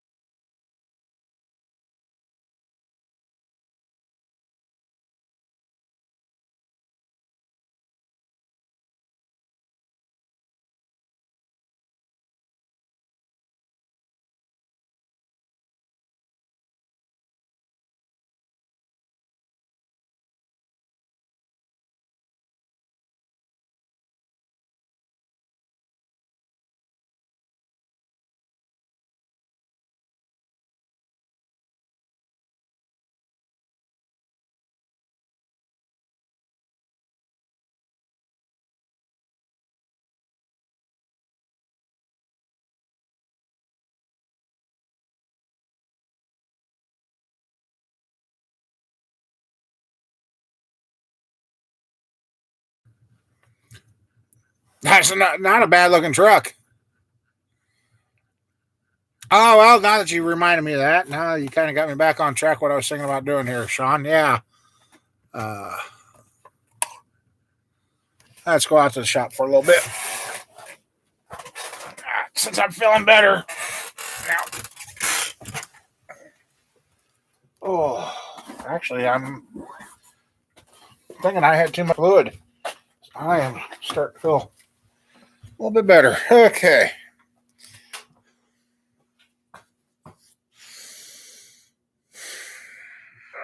Oh, there it is. Let me go turn that thing down. So, yeah, we got a big right there, Sean, right there.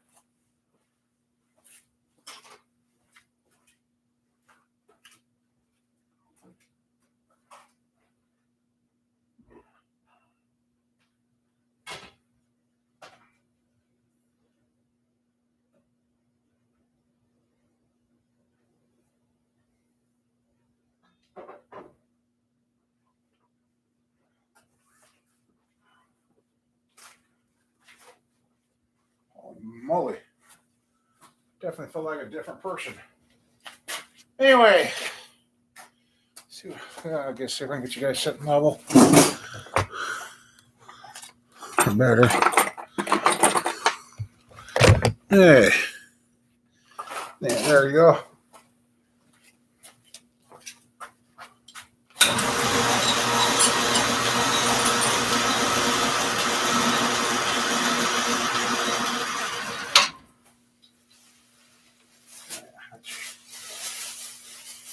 Kind of happy to have this back, but same time a little disappointed. Because some instructions weren't followed. I guess it doesn't make much difference. That's all too. Anyway.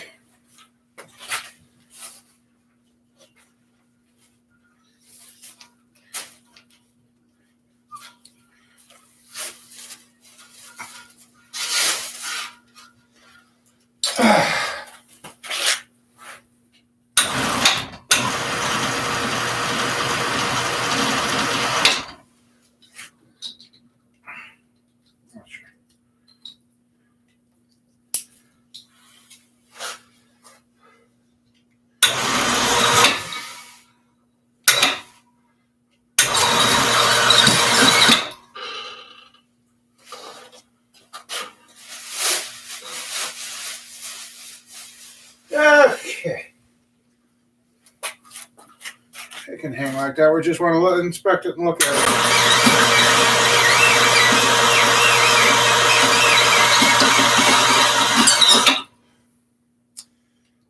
Okay. The instructions was on this. Being that this is old crate, I wanted to keep a lot of the crate markings. And guys, I am starting to move a hell of a lot better. So I wanted them to leave the brass plugs in. They just solvent cleaned the block.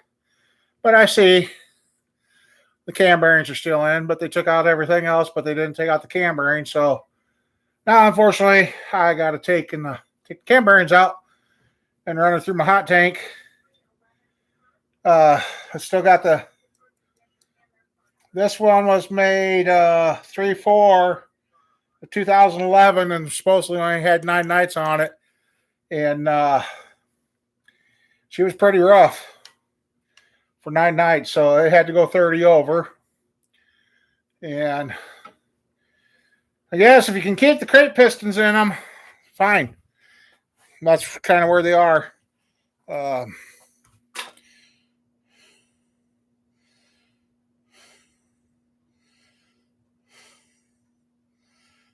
Okay.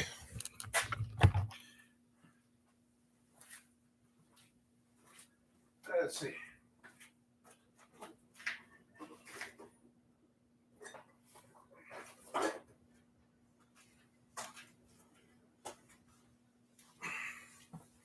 And this is the pistons that we put in it.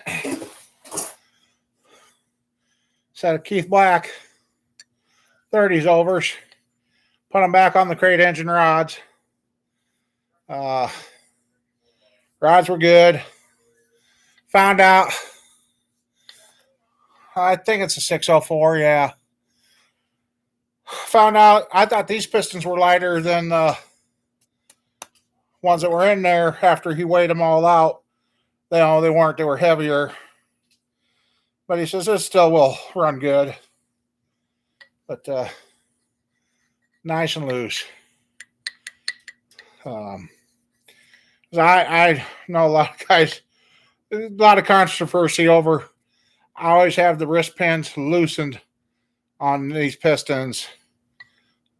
And unfortunately, these are press fit, and they centered those perfect. I mean, I'm not even sure how they put them on, because looking at the rod, just realizing now the rod doesn't show any heat marks, so I don't know how they put them on. Anyway, so that's that. So, and it's been balanced. As he said, if I wanted to balance it, it would have been a shaker. So we did that. Now you got me curious, Sean. Oh, let's see. It says, I'm going to tell you.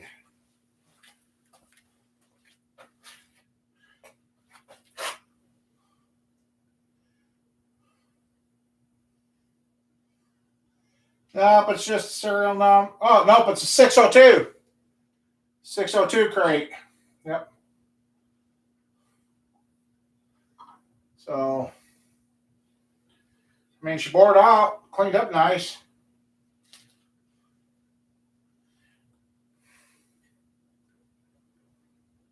And she really looks good. Crank polished. Didn't need to do anything to the crank. But found out the pistons that were in it. This is, 602. The pistons were in it. All 8 of them were cracked. And that motor supposedly only had 9 nights on it. So I don't know what I got across my laptop.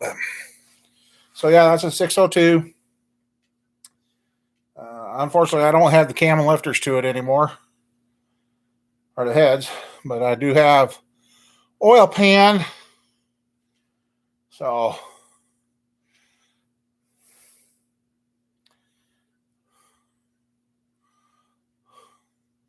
that's one of the motors I'm about thinking about finishing up and getting running. Oh, and then her buddy Al did get me that old intake there. The one corner up in the front driver's side's got to be welded up and repaired. Then the intake will need to be surfaced, but got that old intake, and he sent some gauges and some standoff pipes, and I got to get up there and see him because there's some other stuff I'm after up there too. My glasses. Yeah. So yeah, that's one build. And I still got the 400 on the stand back there yet.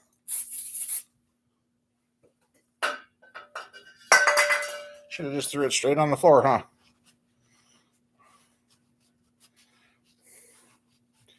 So yeah, I've got enough projects around here to keep 3 guys busy. If anybody's bored, wants something to do, come have a fun working vacation, come on over.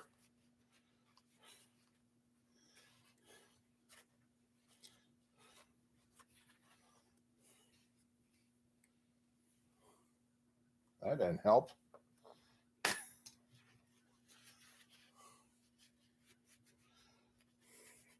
I do have a set of heads I'm finishing up, but I got to decide which cam I'm going to put in this before I finish them.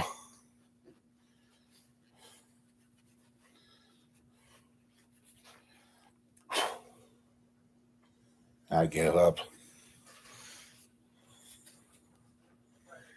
Yeah.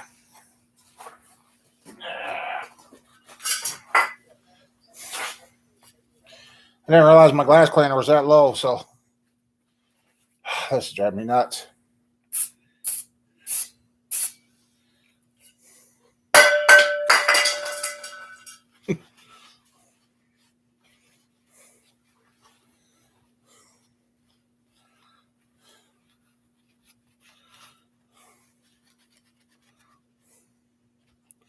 I can't even read the screen right now. Nah.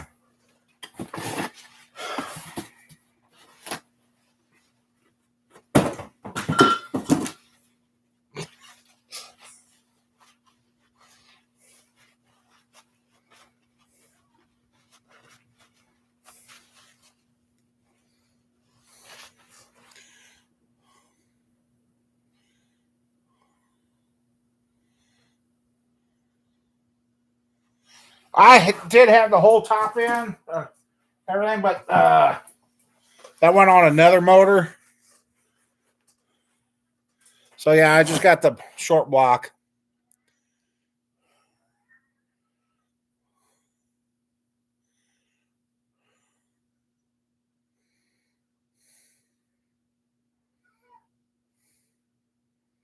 Putting king bearings in it. Oh yeah. Nice thing on it, this was CNC machine too. Yeah, and each piston is fitted to the cylinders. And they were nice enough to mark them all. So, oh, it's windy here too. Well, actually, sounds like it's dying down some now. But it's earlier, there's a couple of times I heard the old shop creak here. Invisible glass. Okay, I'll have to look for that. And rain, not. There you go.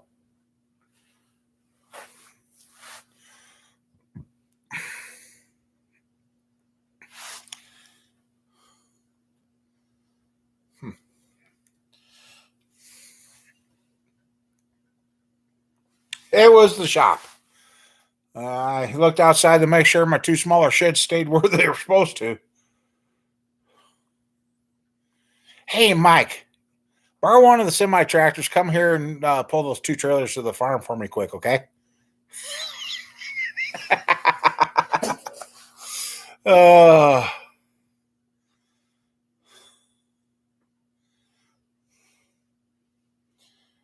yeah, I haven't done any more with the LS. It's on the stand, but I haven't got it running yet.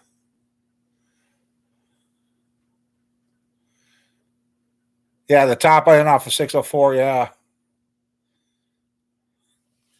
Yeah, he curls up on the blanket over there.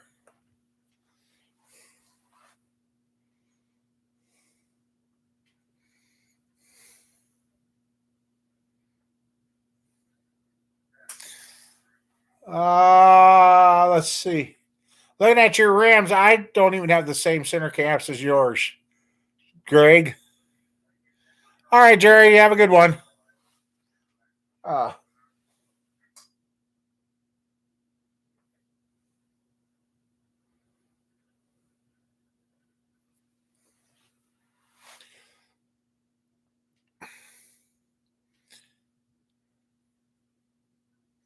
Gold all around there, yeah.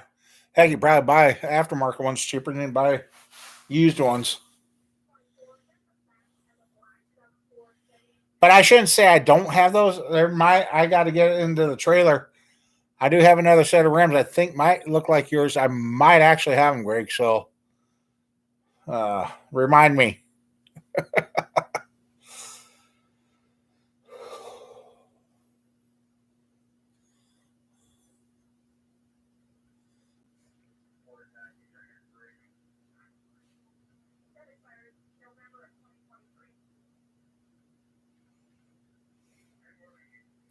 So yeah, I got to knock the cam bearings out of that, wash her down again, which ain't gonna hurt. It's been sitting for a while anyway, so it needs to be washed and cleaned, and then put the cam bearings in and uh, get that one built up.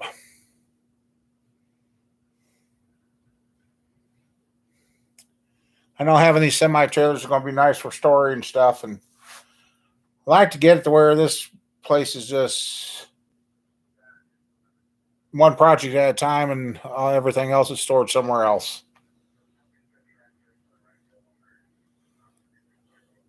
Then be like Christmas every time I walk into there.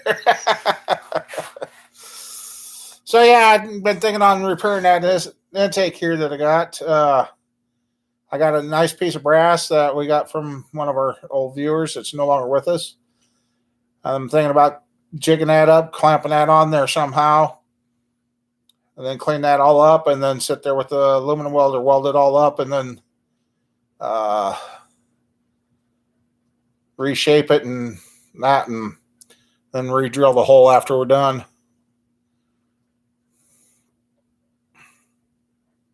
And I know that intake it'll need to be surfaced, but Nice one. I got the welder sitting right there to do that with.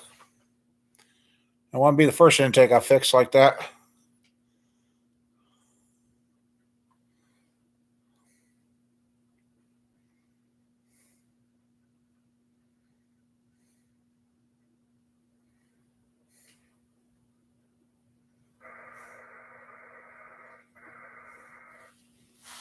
But yeah, I'm still looking for a carbureted intake and the intake with the box for the LS and a set of headers so I can run that. Well, I really don't need headers. I do have some new some manifolds on here I could put on there just to get them running. So that's another project I want to do is build another run stand specifically for the LSs, and I've got metal and just need to get it cleaned up and start cutting and welding.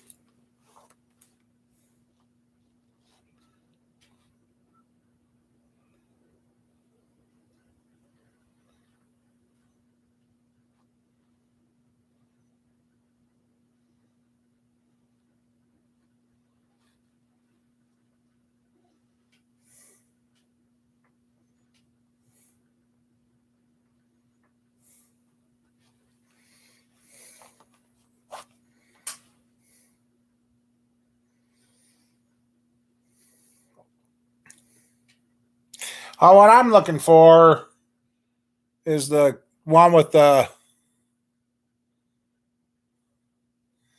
for the 6AL box. It mounts up in the front driver's side corner of the intake to run all that. So you can put the carburetor on and use that MSD box to run your coils and that. Yeah, they got some nice heads on those 604s. And here about 3 years ago, before all this went haywire, they were on marketplace left and right. Now there's not one. I haven't been able to find one. So, or if you do find them, they want gold. Like Greg's having trouble finding the center caps for his truck. Okay, this is driving me nuts. These glasses.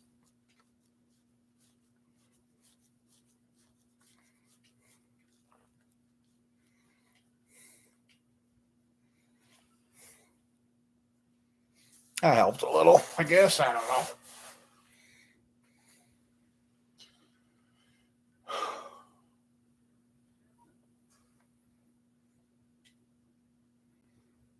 Yeah.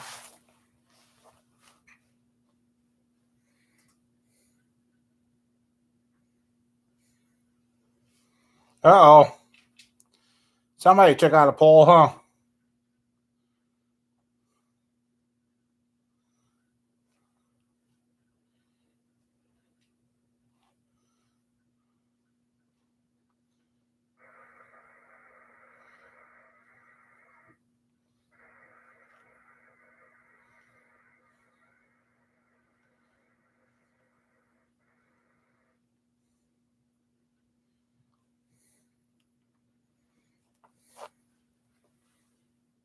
That's what I'm feeling.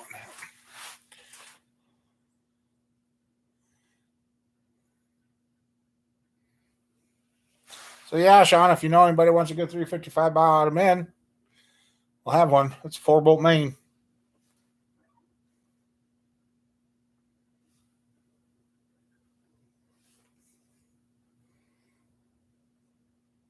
$2011. That's back when the crate motors were supposedly good.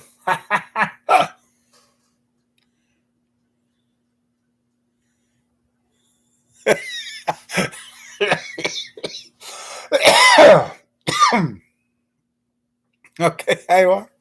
Oh. Well, the daughter's Tahoe. I shouldn't say anything about it, but ever since we changed that, I left all those extra ground wires on. Ever since we changed this, it's been running good. I don't know. I mean, looking at it, I don't know if it would have been worth trying to clean or well, she's pretty black and grungy. But that side's pretty clean, but she just looks like she stays open too far. I mean, that's quite a bit of light. I mean, You can see my finger through that, and usually they're not that far open, so I'm not sure what was going on with this one.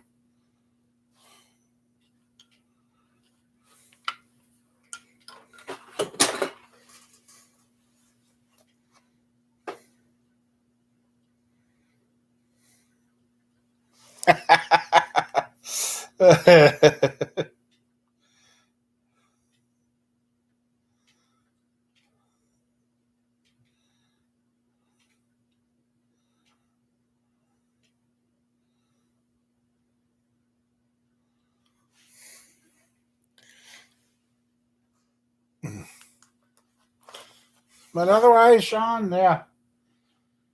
Other than getting the LS motor running,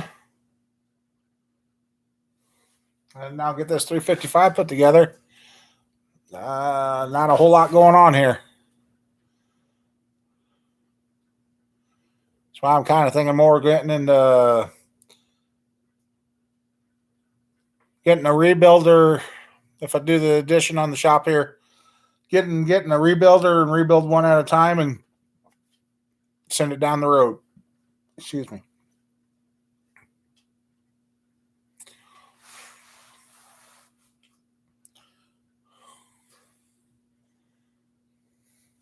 Having any better luck finding them, Sean?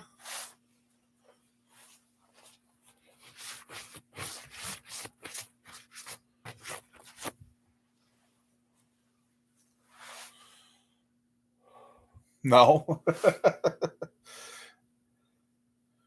Yeah.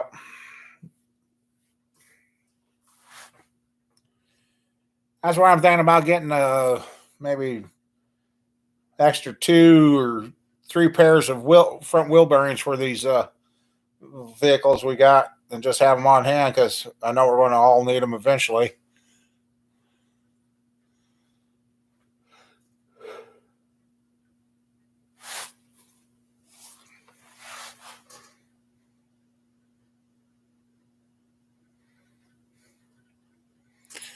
Yeah. Things keep going like we're going, and the Great Depression is going to look like child's play to what's going to happen this time.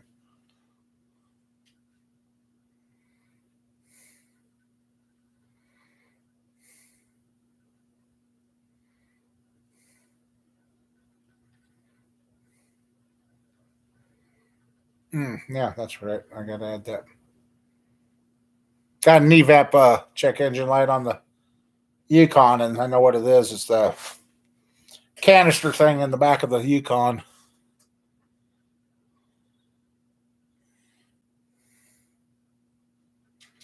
Yeah, that's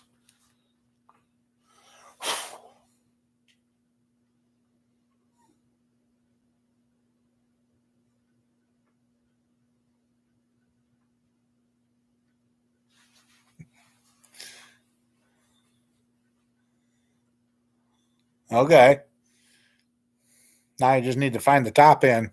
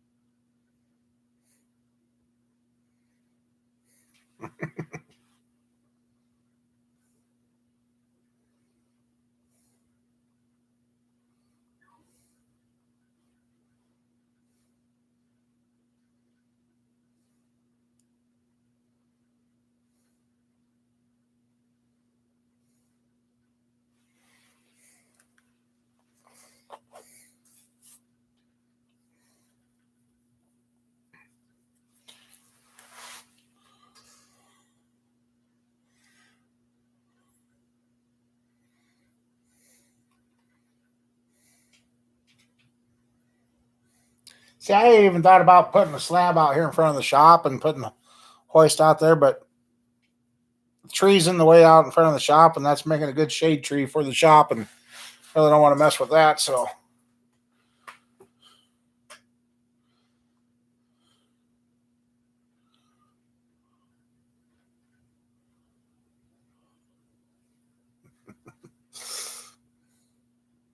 I heard there was an ice cream fiasco not too long ago too, huh? Oh, I know that's okay.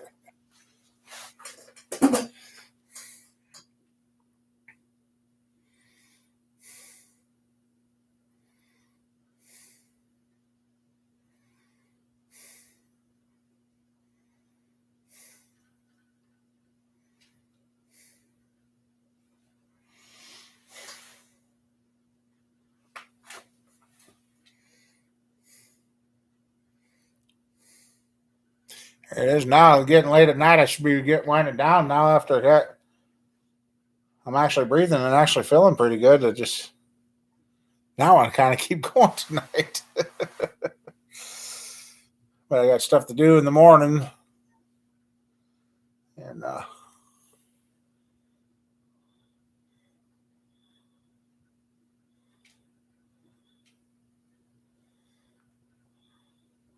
right. Yeah, that's true. That's true. Yeah. Well, they should like it.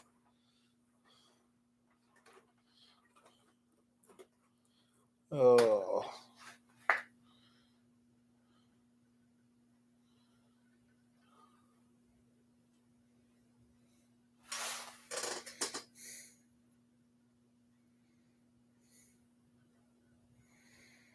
Our machine shop, not so bad yet, Sean.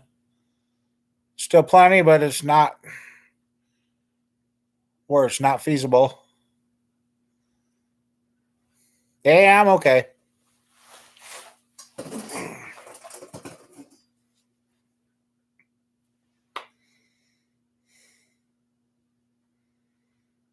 I guess I'm just looking over. I better do something with my 327 steel crank.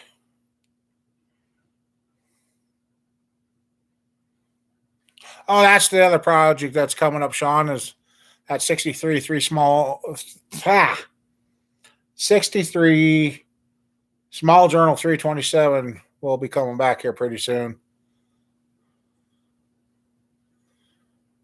Yeah. Yeah. Yeah, that's probably right, Sean.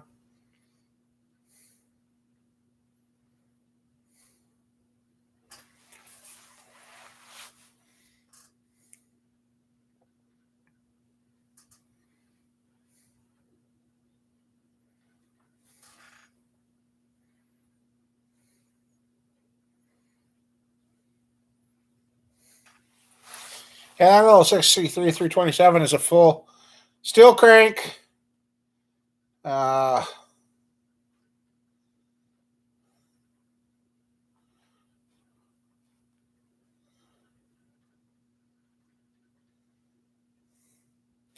uh, yeah, those days are long gone, Sean.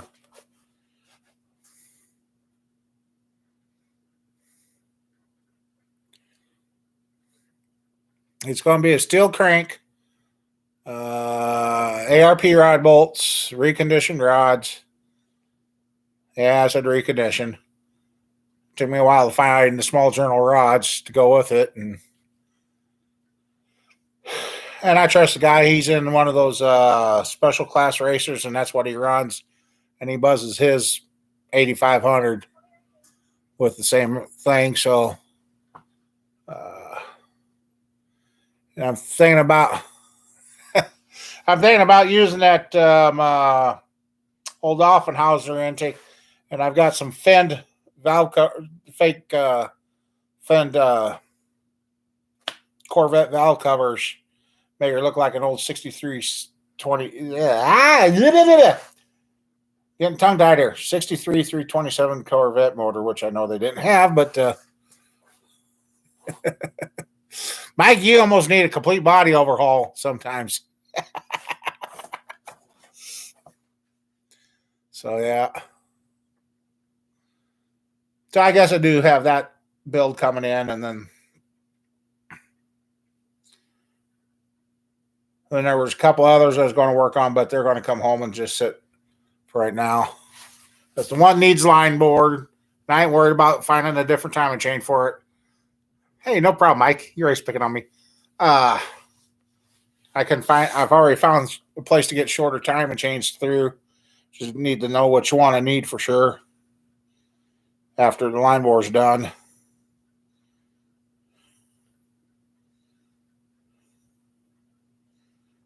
And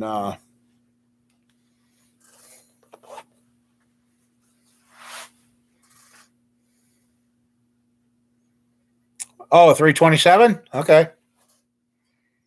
I got a nice 1010 327 crank sitting here.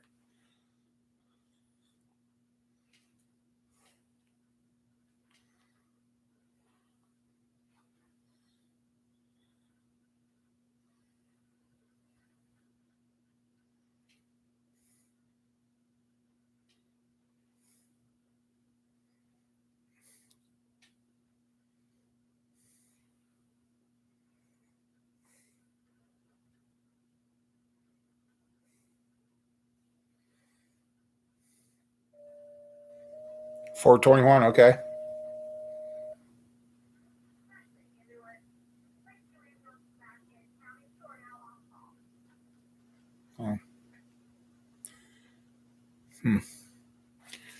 Oh, just a second, guys. The flu pills are kicking in.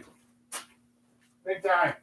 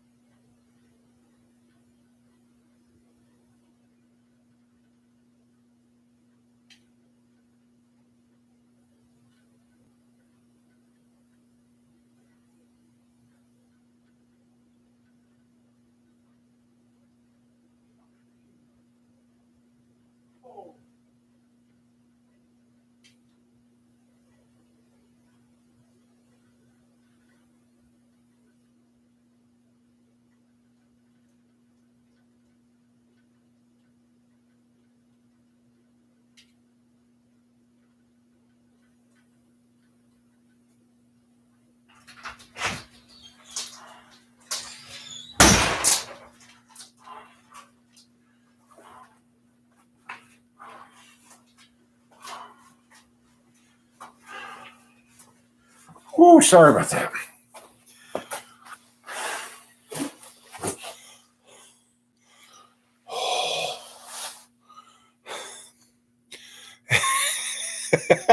Gee, thanks, Mike. Oh, my goodness.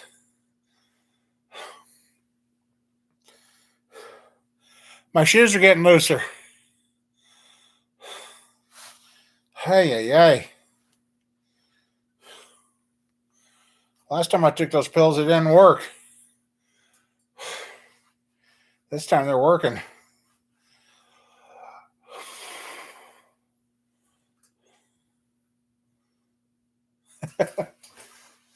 Yeah. We're going to move the cat here in a second.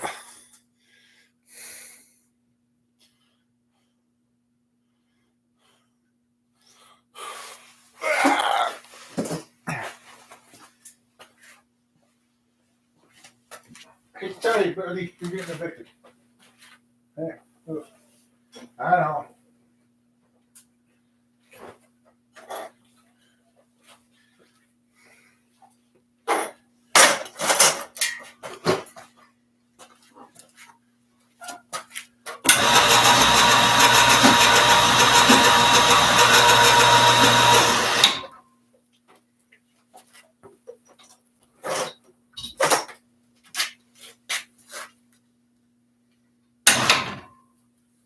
Hey.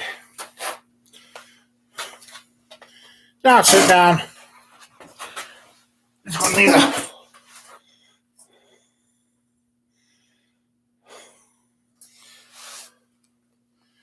Yeah, that's a one-piece rear main too.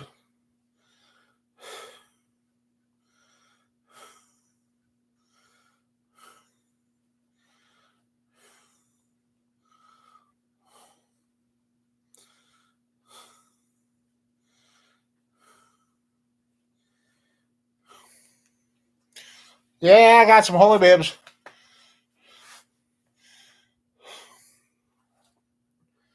Oh. Yeah, I got. You're welcome. Reason.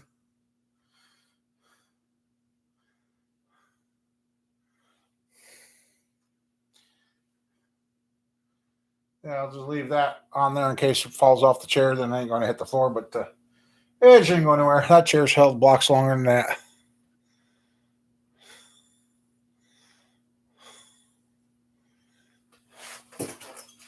I shouldn't have any holes.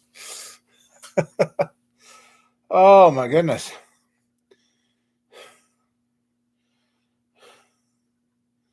And maybe I've been drowning and didn't realize it, guys.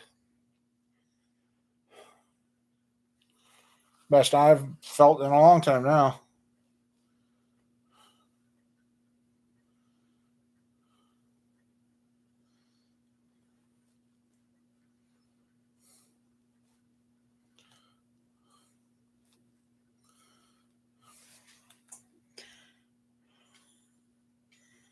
Oh, but don't be telling me that. I need to replace mine here pretty quick.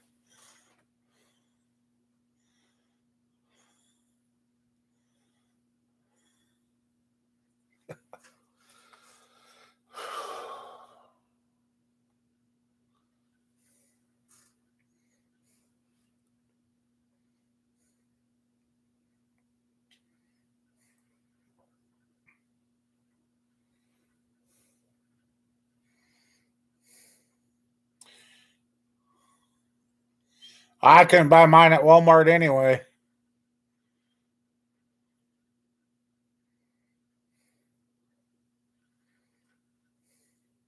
Depending on where you live, depending is how they pronounce it, it's either Thesons or Tysons is where I get mine through.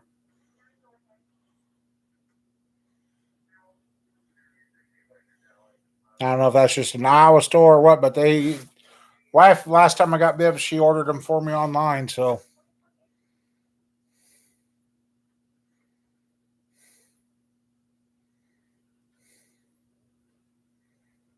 excuse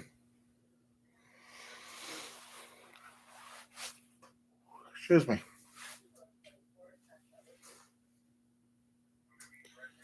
Yeah, it's everybody that's got their garden and the guys that did plant their crops are going to have probably get nervous. Going to be a bunch of replant going on here. It's this. We're almost in April and it's still like winter. I see my fields around me are right here are planted already. So hopefully their stuff grows. I'm pretty sure it's going to be corn.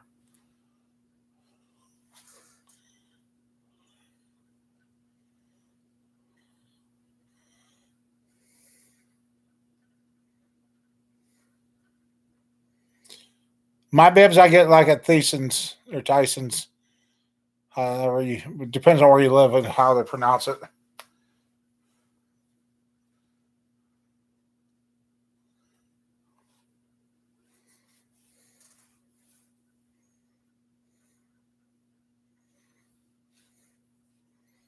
Oh, okay.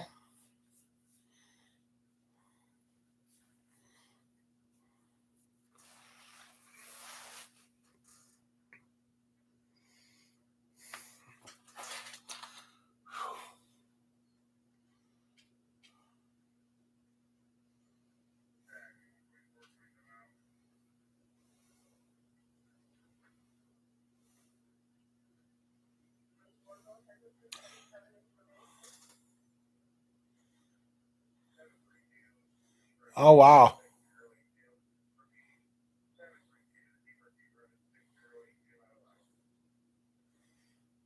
Snow Tuesday. What the? No, no, no, no. No more snow. I mean, this is. I got stuff I need to get going on outside.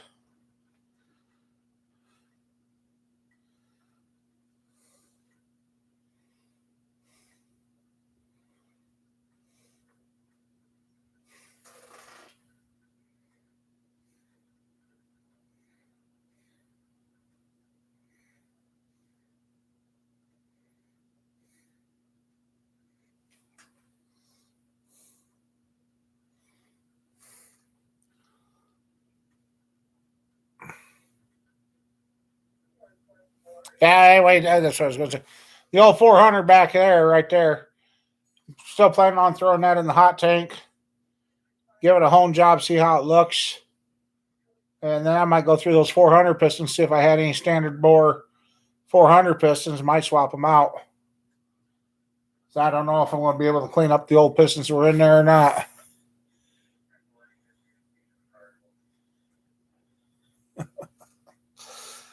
Yeah, ain't that kind of strange how after, 100 years of telling the weather, they usually didn't get it right. But have you guys noticed? Last 3-4 years, now they almost can predict the weather to a precise point. What changed? Oh, white streaks.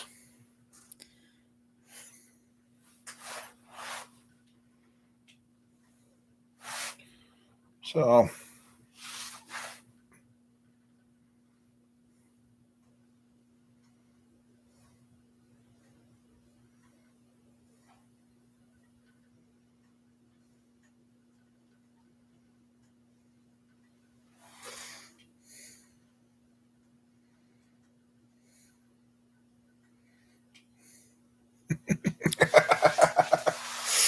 yeah.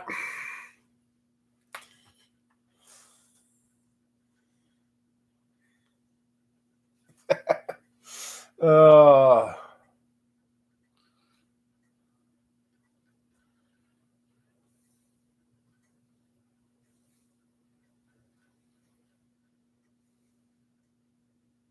I guess I need to keep pushing forward, don't I? That's true. Reason. I guess I need to because I got thinking, if I can get the addition, that means and I get those semi trailers here and get those rigged up. The Monties I want to fix up, I could shove into the one trailer and get the Camaro in, work on it, and uh,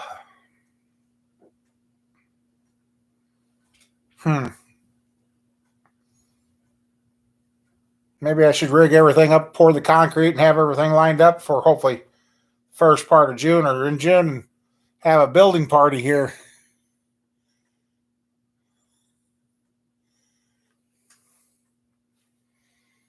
I mean, that's only another 30 days. I mean, by the time I get the ground prepped and foundation poured and all that, and let the concrete cure, that would be about right timing, wouldn't it? I know I'm planning on, it's probably going to be overkill, but I'm going to plan on a 6-inch floor. 6-inch floor with 4,000-pound river rock. So, and I guess the area where I'm planning on putting the hoist, I would like to, get the hoist bought and see what the footprint is, so I can put rebar around that, so I don't have to worry about it doing like some shops where you've seen it come up out of the concrete and tip. So, but from what everybody says, it needs a minimum of 4-inch floor. High water. If it would warm up and I got busy, because basically, I guess here in Iowa, this is the other thing I got to decide. If I want to go down 4 foot in the ground or do a floating slab, maybe I might have to do a floating slab because I'm next to a floating slab already. If I do a floating slab, it won't be so bad. I could do that. Because actually the ground where I want to put this drops, so I got to do a little filling anyway, in Loveland.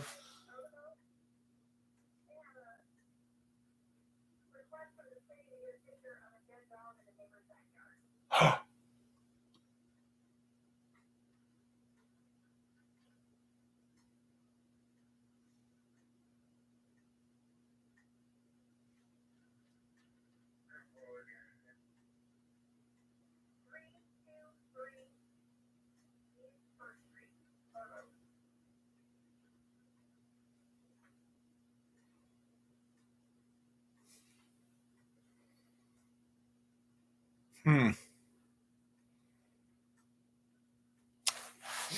Anyway, yeah.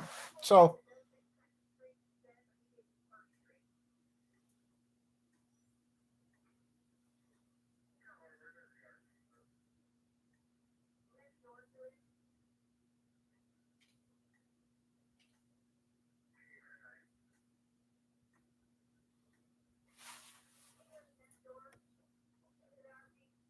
just a second.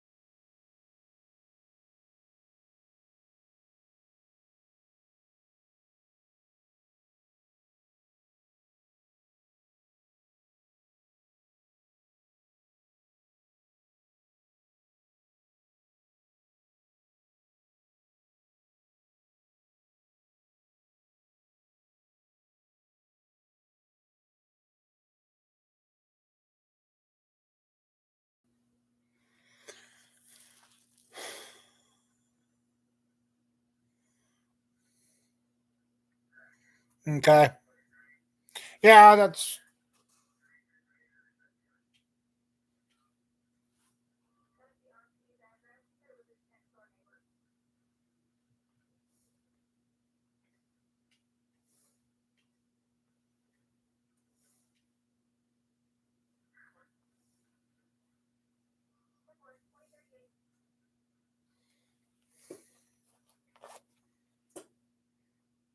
hey Chevelle, how you doing? Yep, I'm still alive and kicking.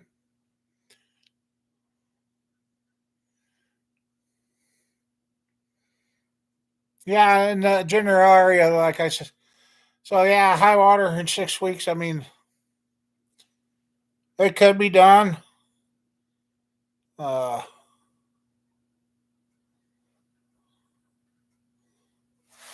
I guess. I mean, that's where I just.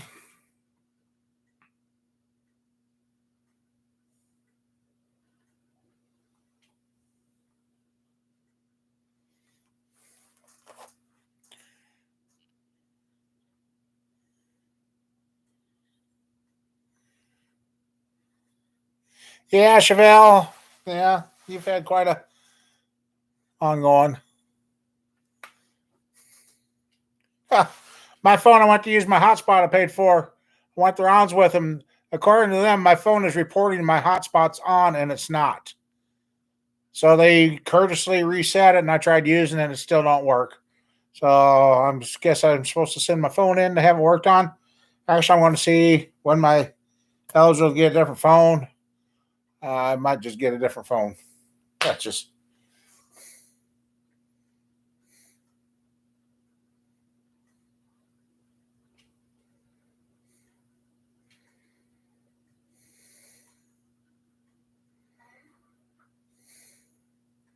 yeah. That's what I want to do is do rebar. I gotta see how much rebar is and if I can get it or what.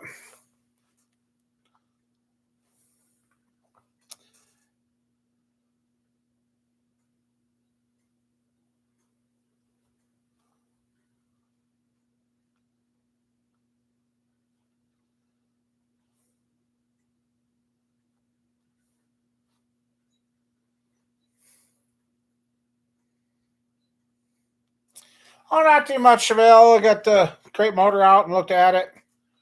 I got they knocked all the other plugs out of it, but they didn't knock the cam bearings out of it, which they were supposed to. But anyway, that's a small deal. Uh, just been discussing options on trying to add on to the shop here. As I scored some 40-foot rafters, as you know.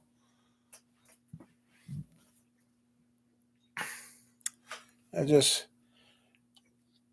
trying to figure out how to, because like here, like I said, if I put the addition on the shop, I can go from the furnace over there, open that all up, and that'll all flow in. So I mean, okay, that just made me rethink something else.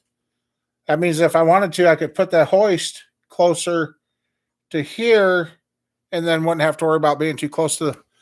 So then I could have actually a 4 bay, 24 by 40. I should be able to put 4 cars in.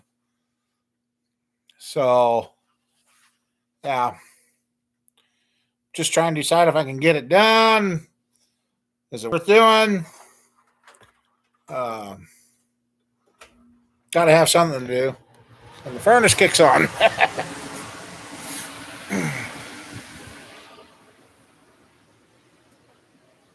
So,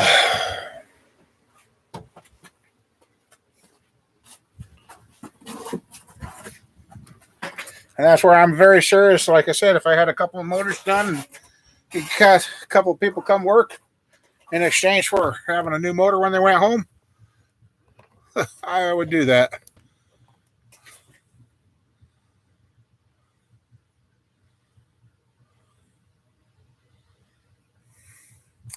Yeah, I don't. I don't. I've done Ford cam bearings. The first time I did it, oh my god, first time I did it, I was kind of lost and finally figured out the telescope. The smaller bearing goes in first, and then they progressively get bigger. Anyway, on the last Ford I worked on, uh, kind of keeps you from putting the camshaft in backwards, I guess. So,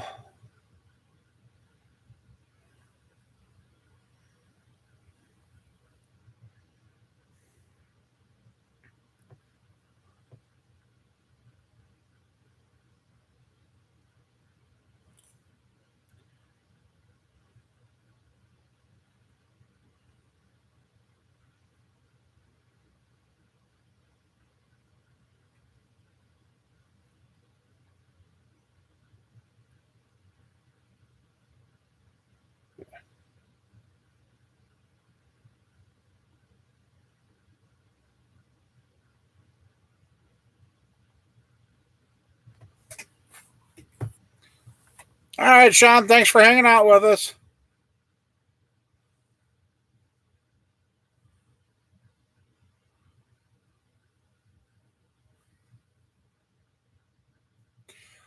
Yeah, you can get the fiberglass in it here too.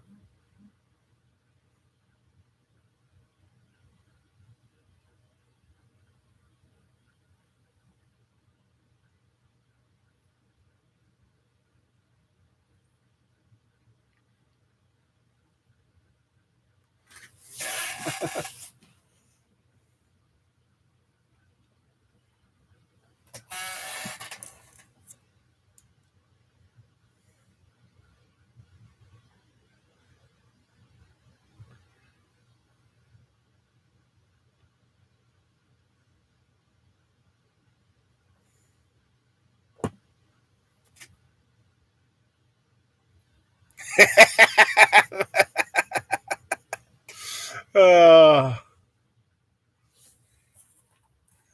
yeah, that's right. I got me playing in the background here, don't it?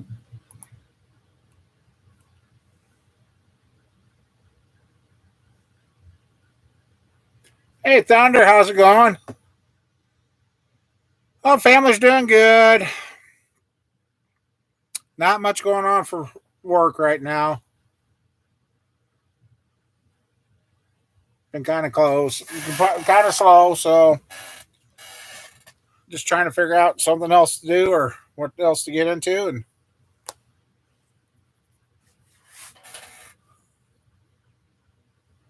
heck, my guy didn't even get to use my data. And even my phone even showed it didn't show any usage of the hotspot, but yet the phone reported that it used the hotspot. I'm like, okay, that's interesting.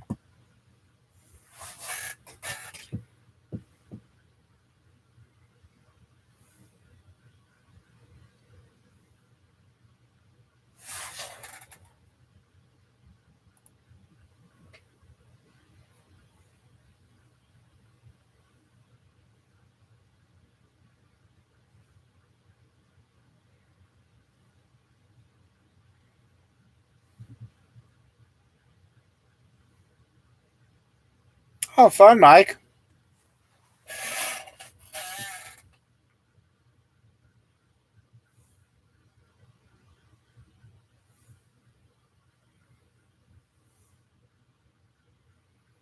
How's everything been going for you, Thunder?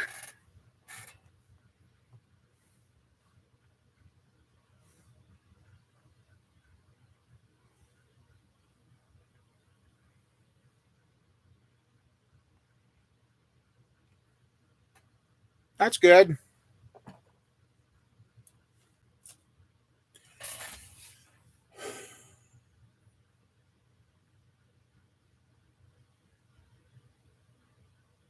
Oh, that sounds like fun.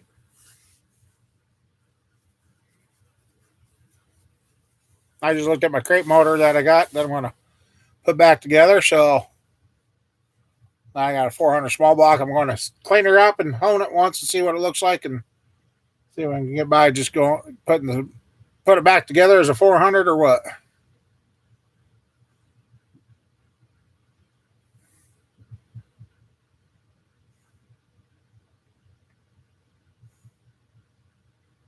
If not, we'll bore her out and have fun with it.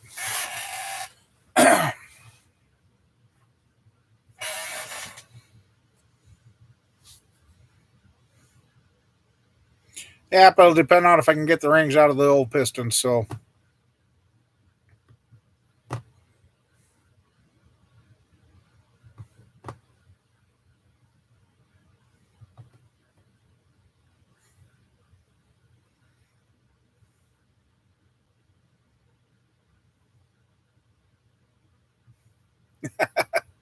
yep, now you're up in a camper. So, hey,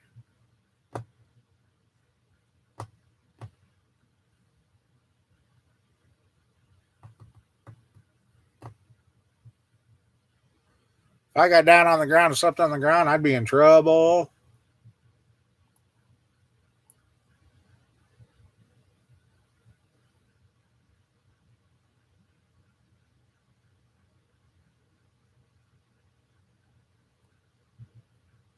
At least you finally got away and did something there, Mike.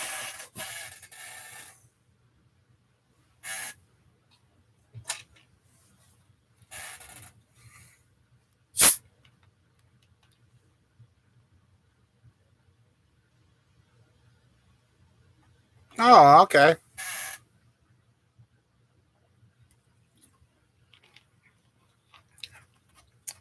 Yeah, I guess this year the Great Raid Bride goes by, so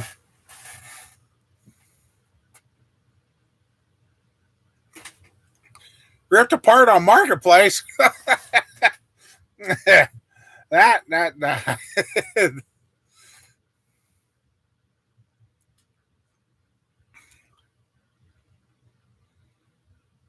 true normal.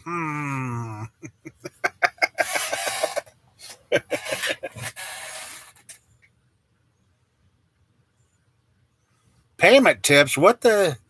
Okay.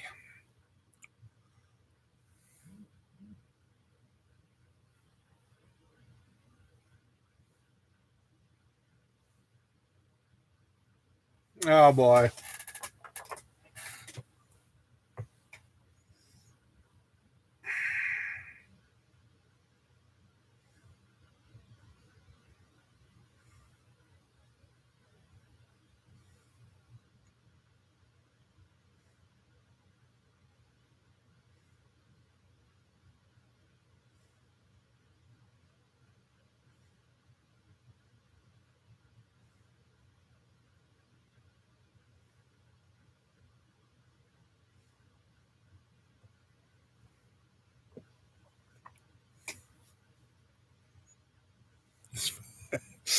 Yeah. No.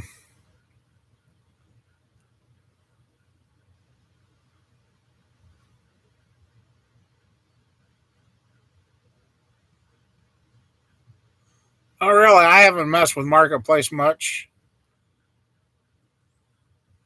With shingles. Oh, nice. Yeah.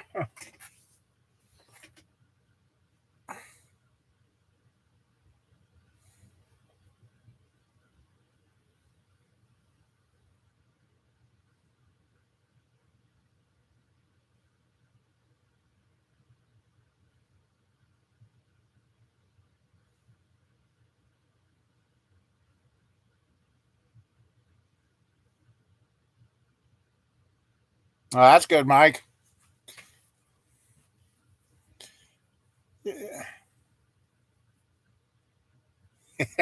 Right? Hell, yeah, Chevelle,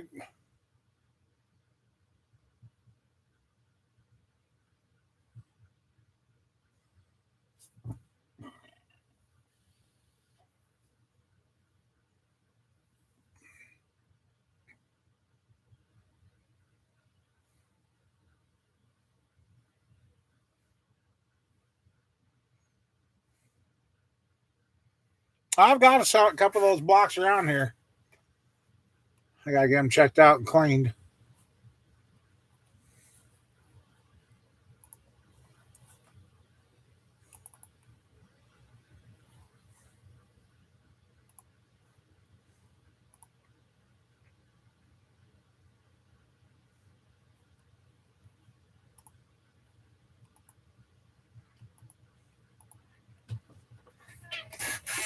What's up, Cat?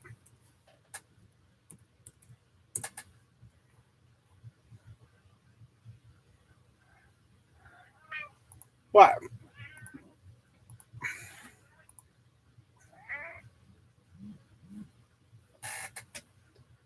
Oh, yeah, that's. Yeah, get up here, buddy. Come here. Come here. Come on. You can do it.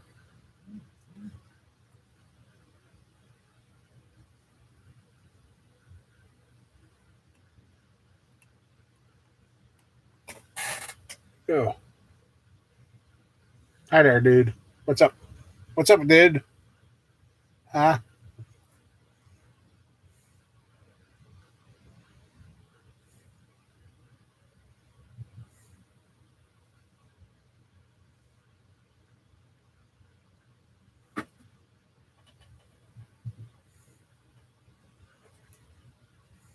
Yeah. And he knows right where I hurt, too. Yeah, this is getting scary about our money and but anyway, where did that go? Oh, there it is.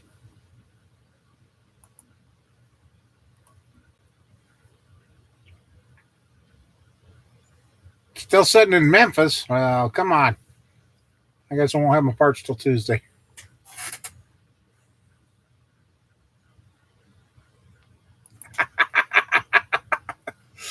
Uh-huh. Yeah, I got Move Tech parts coming for the pickup, so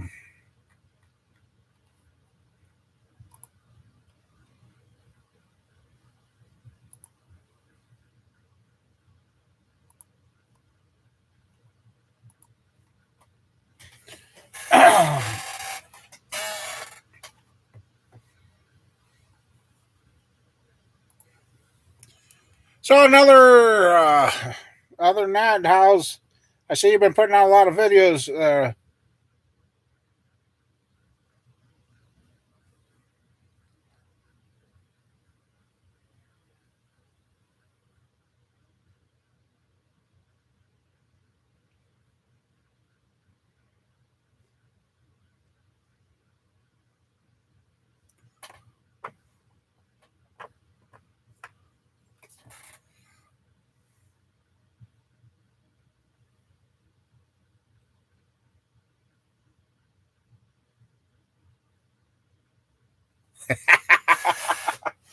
Right? Right?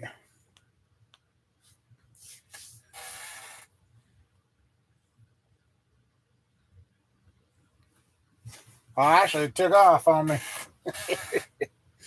Uh, that's just frozen. Uh-huh. Yeah.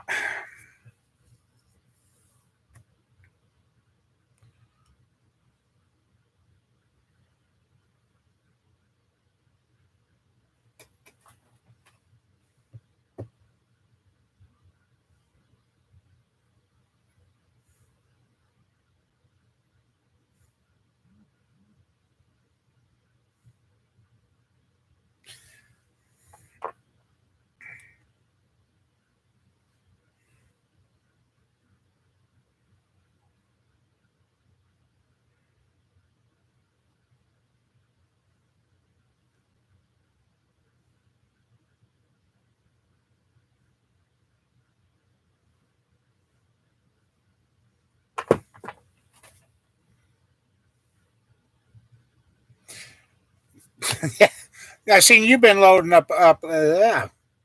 Getting tongue tied. You've been doing a lot and keeping busy out there.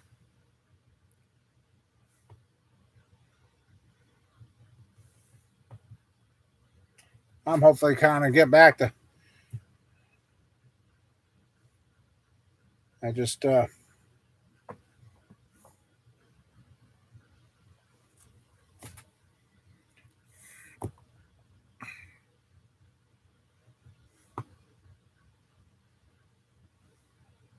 can fluid retention really mess with you that bad? I know it's not good, but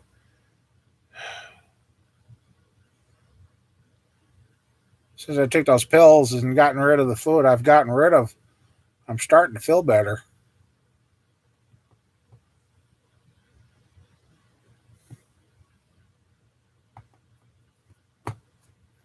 Let's see.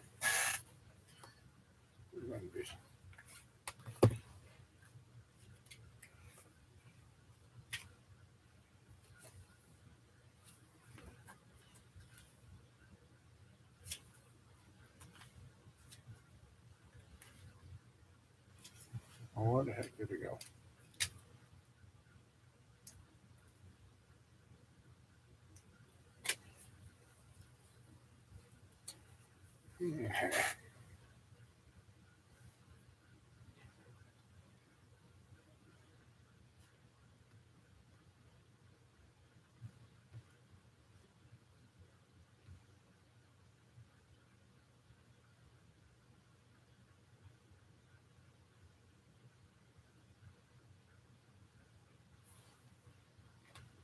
Really? That's it?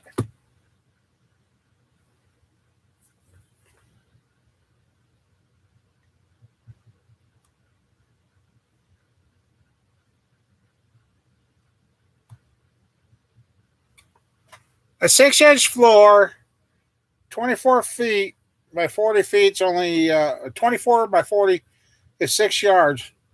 And at the price, that's $918 for uh, the slab. I had these. I thought that.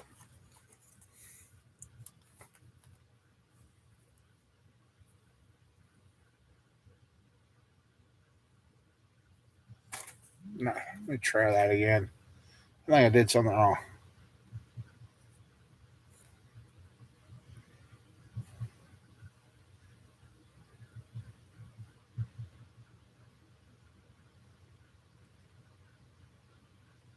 That's more like it. Yeah, I knew I did something wrong. That's 17.77 yards.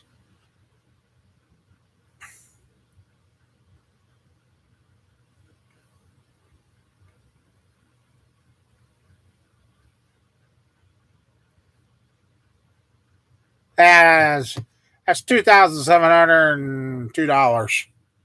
Hey, Larry.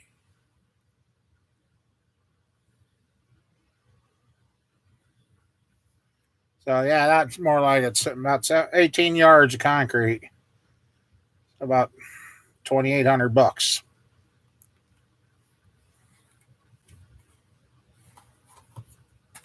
So that's still cheap for a big floor like that. How you doing out there, Larry? Need to send some of that warm weather over our way.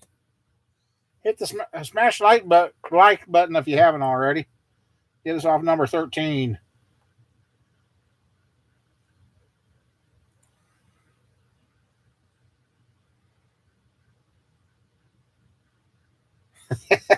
No, I'm not putting the river in the shop.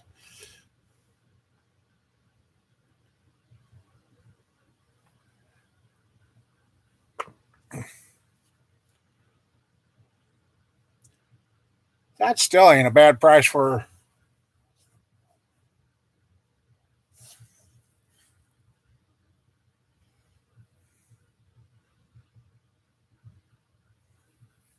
I know. What I will do is I'll probably pour a foot by 24-inch around the outside and go down to a 6-inch. So I know I got to add that up. But So you're looking at about a $3,000 slab, and that's without any labor.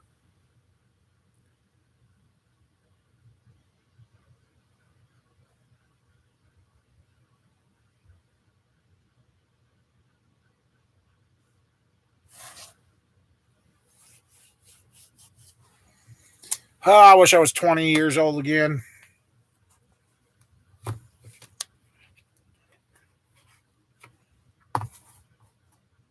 Would the stream freeze up again?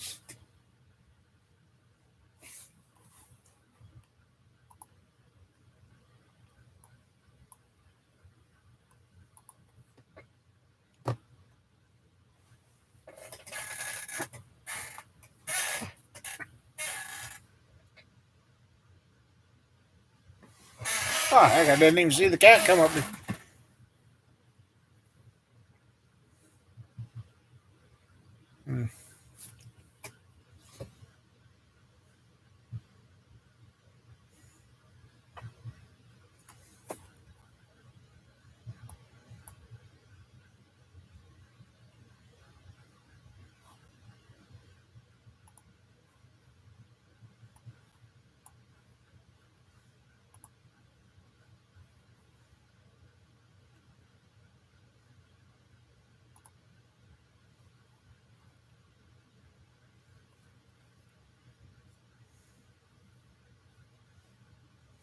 97 there yesterday.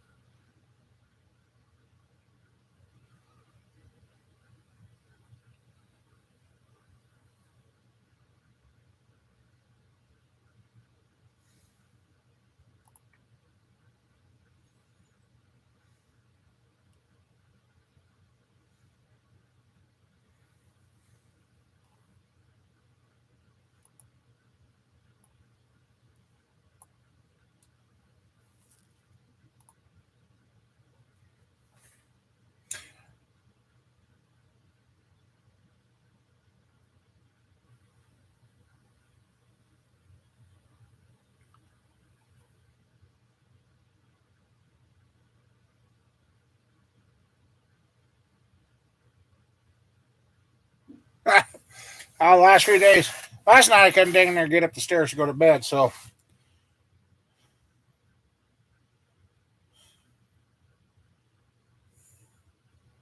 be interesting to see how I sleep with my CPAP tonight. Because, like I said, that's the deepest breath I've taken in 2 weeks. I think I was drowning.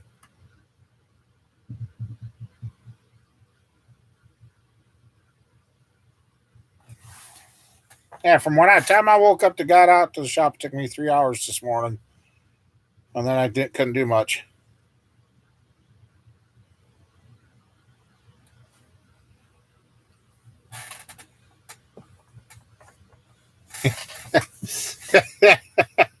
Uh-huh.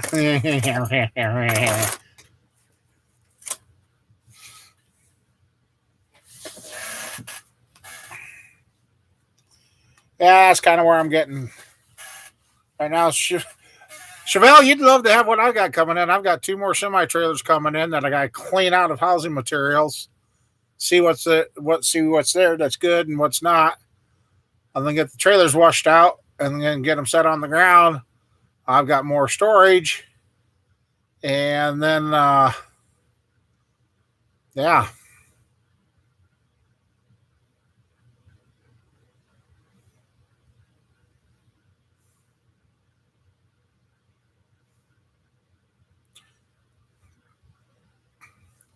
Like I said, the one report I seen on that little gizmo said my oxygen level was down to 89, and the pulse was 103, and I was sleeping. Yeah, 2 more semi trailers coming in, and now actually the one I might turn into the engine run room, so I can get the run stand out of here and try and get some shop space opened up in here.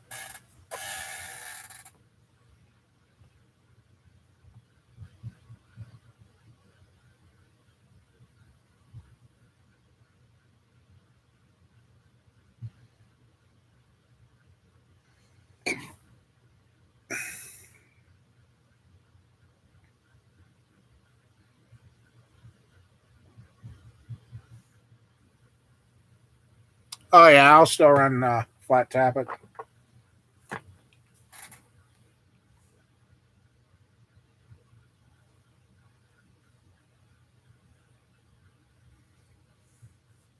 Yep, that crate motor I got out there is going to get one of my custom ground ultradynes in it.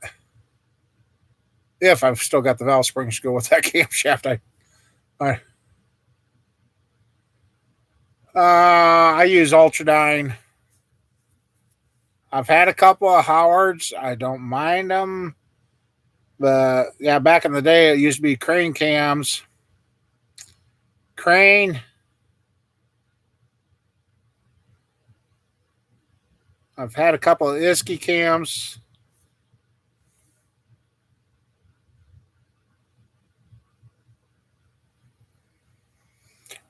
I kind of thought about that. High water, but that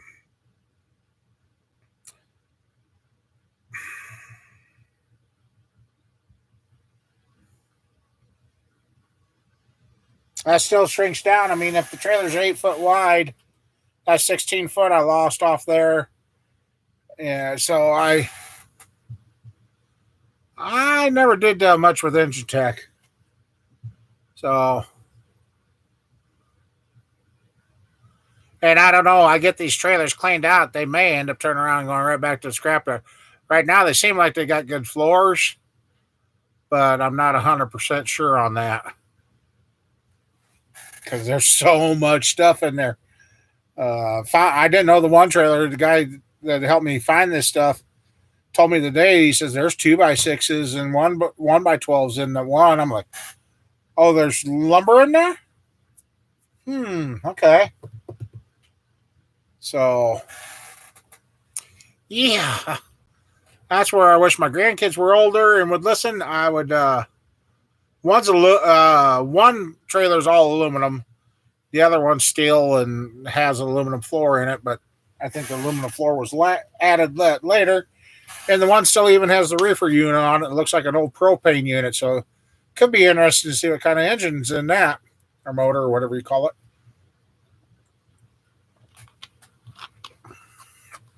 So,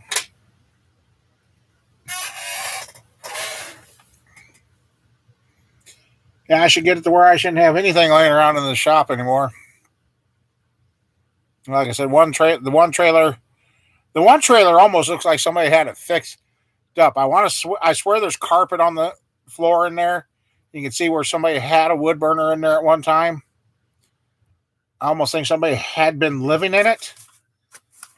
That one I kind of want to fix up for the run engine brake and room and that.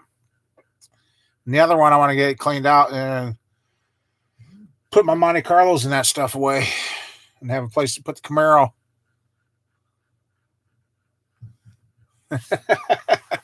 Yeah. Well, getting that one trailer last year,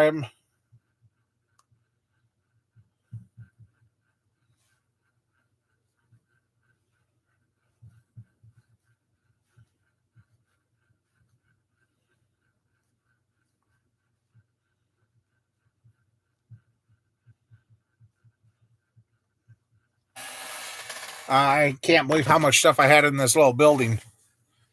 I really can't believe what was all in here. No wonder I couldn't move around in here.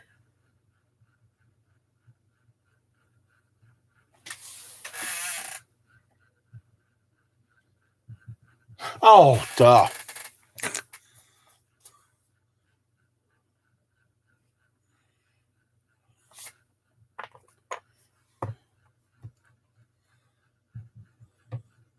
Five 283s.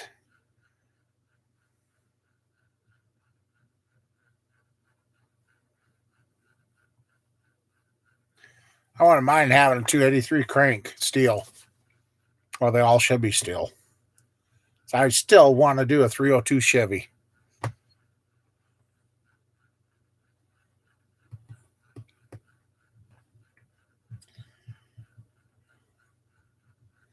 That's where I'm at, camper. When I'm hoping we'd have warm weather by now. So Yeah, DZ302. Yes, that would be nice. Warm weather by now, and I'd be doing more outside, but okay.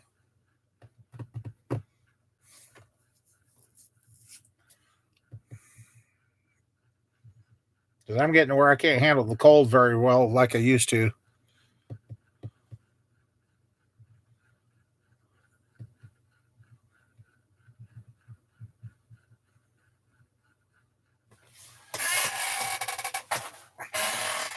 Hey, JJ, how you doing?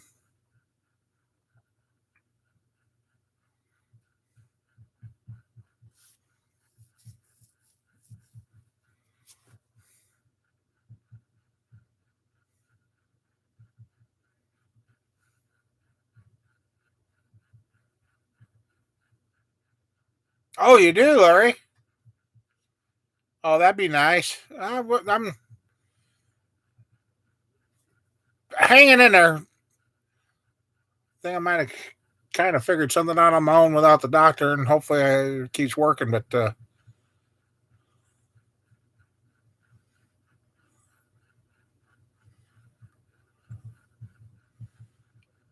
I owned two 302s over the years, and I wish I would have never got rid of them.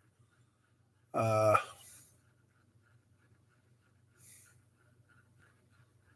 I want to build one more time.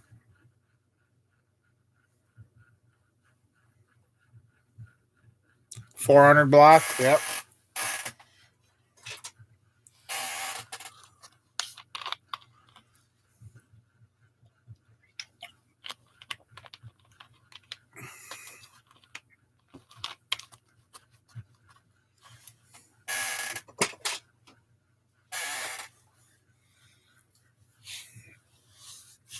Yeah, I'm hopefully next week or so. This next week or so, I'm going to after I get the front end fixed on the truck. I got to go make a road trip to meet up with somebody and pick up some stuff. And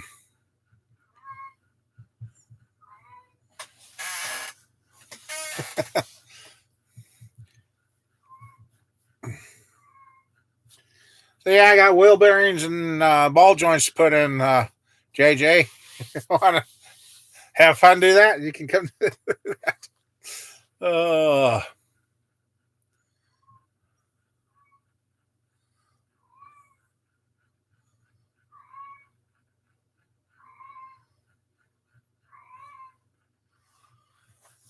oh, there's so many variants. So there's so many things that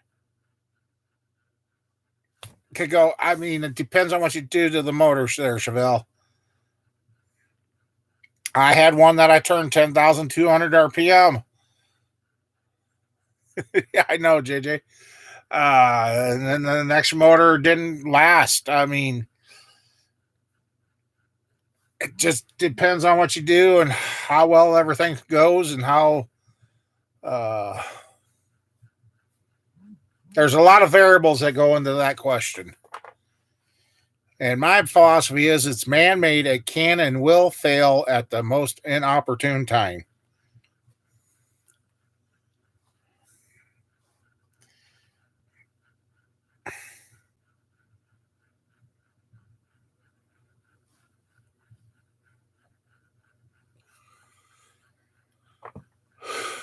Yeah, JJ, I'm trying to figure out how to do some concrete work and get an addition on the shop so I can get a hoist because I'm getting to where uh, I can't get down on the ground. I got to start getting stuff up the air. Welcome back, Matt. Oh yeah, the throttle body injection or the Vortec 350s are lighter than what the old 70 blocks were. They did lighten them up a lot. Ah, okay. Um, if you go by some of the TV shows, I've seen them push 500-600 horsepower out of those, and not break them. I mean, it,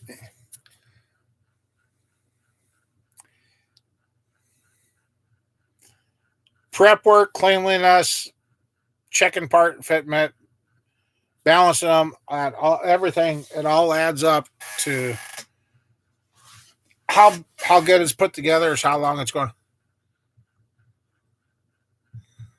Yeah, yeah. It's just they've finally got some decent tires on a couple vehicles, and then find out the front ends. Well, the one I thought I had a nail in the tire jacked up the truck, and the damn tire almost fell off the vehicle because the upper ball joint's that close to breaking. Yeah. The mama bears just. Yeah, I mean, I thought when I grabbed the wheel and wiggled, I thought, oh, that's a tire rod, and I put my hand up on the top of the tire, and what was that out of the corner of my eye? And I looked, I grabbed the top tire, went dink, dink, and on the ball joint, it looks like it's got about an inch of travel, but up here, it's like dink, dink. I'm like, oh boy, you got a Chevy rocker braking too? Okay, I've done that. Well, I've got this brand here now. Like I guess you missed out on. I got this from the Rock SKs or SKPs. They're a lot better than the last ones I used that are on my truck. I mean, they look a lot better. I mean, so.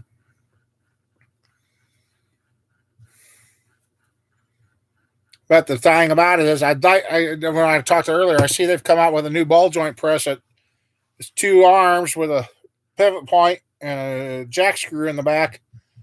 It's supposed to create a high pressure for installing, and it takes up little room. Or mine, I need the damn truck about 3 foot off the ground to be able to do the lower ball joint without having trouble. So, not sure I'm going to get the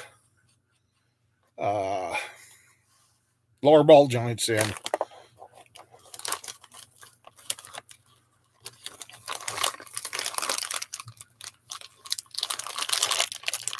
Yeah, well, sometimes the old pocketbook dictates what you get. And the other company I used to use stopped warranty. It was supposed to be lifetime replacement. That's why I bought their stuff. But they got it in their head that there was something wrong with my truck, and they stopped warranting parts. They even went as far as putting the VIN number in their record so I could not order parts for that, even if I sold the truck. The next person still couldn't replace them. So, done with them.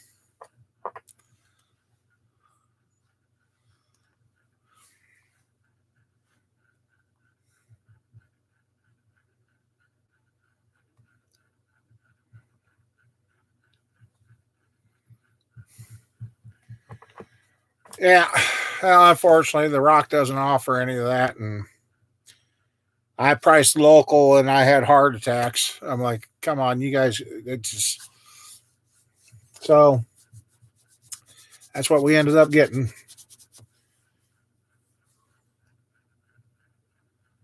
Yeah, at this point, yeah, but the Yukon will be getting new upper and lower A arms and knuckles and wheel bearings and brake calipers and brake lines up front. Like it adds up, but can't replace the vehicle for what it's going to cost in parts. And the thing's got a lot of miles left in it too, so I don't know.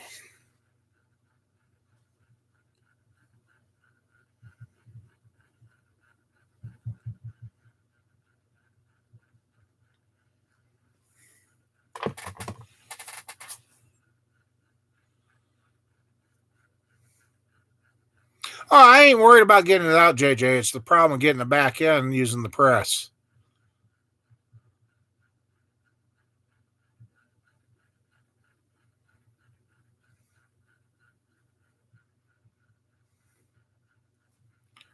Yeah, I ain't worried about getting it out. It's getting it back in is what without damaging is my problem. Oh yeah, that's why I'm keeping these trucks. A lot of people think I'm nuts, but I'm like, I can't.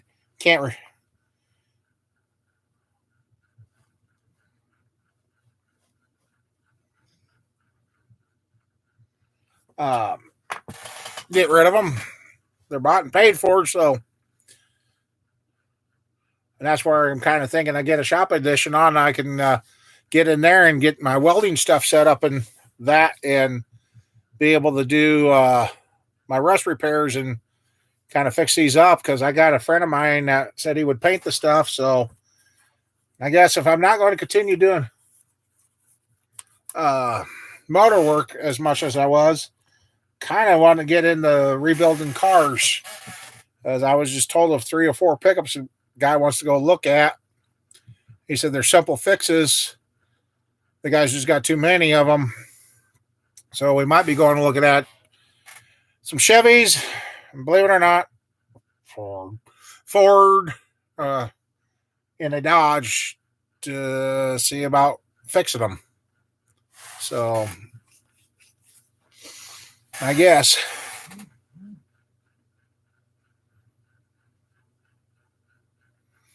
Yeah.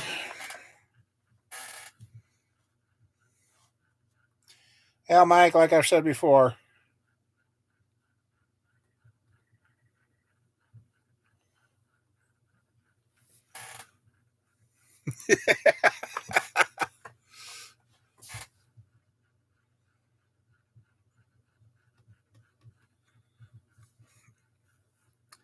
Yeah, Mike's been fighting that for a while.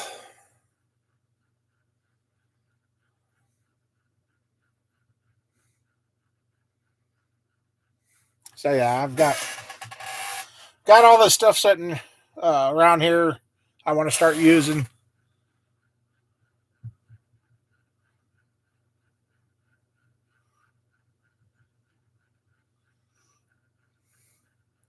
Oh, not the old Dodge Intrepid. We had a couple of those. We had about a 98, 99. Then we had a 2003. Yep.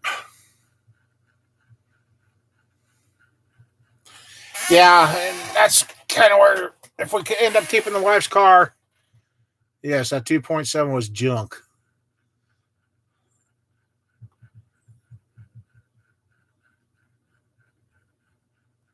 Okay. Yeah, it just, that's where 2 post hoist would be nice because the front wheel drive stuff, everything's got to go out the bottom. So,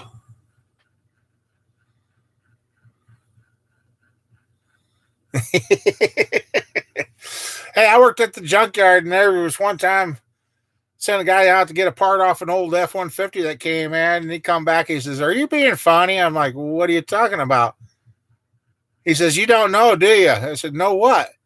So he had me walk out to the truck, and he said, "I don't think the parts." I said, "Well, it's the same thing as what you got." And he says, "Well, open the hood." Open the hood, and I'm like, "What in the blank?" I go, "Yep. I guess the parts ain't going to work off this." Open the hood on that old F-150.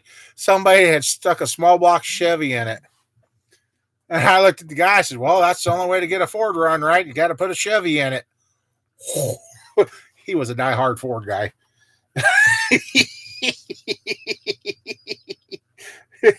Yeah, yeah.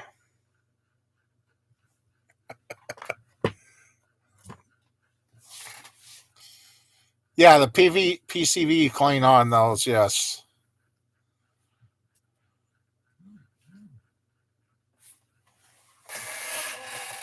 Yes.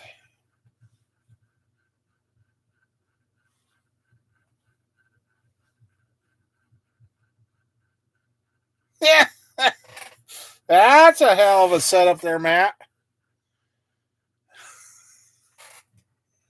It shows up. You guys have fun with that one.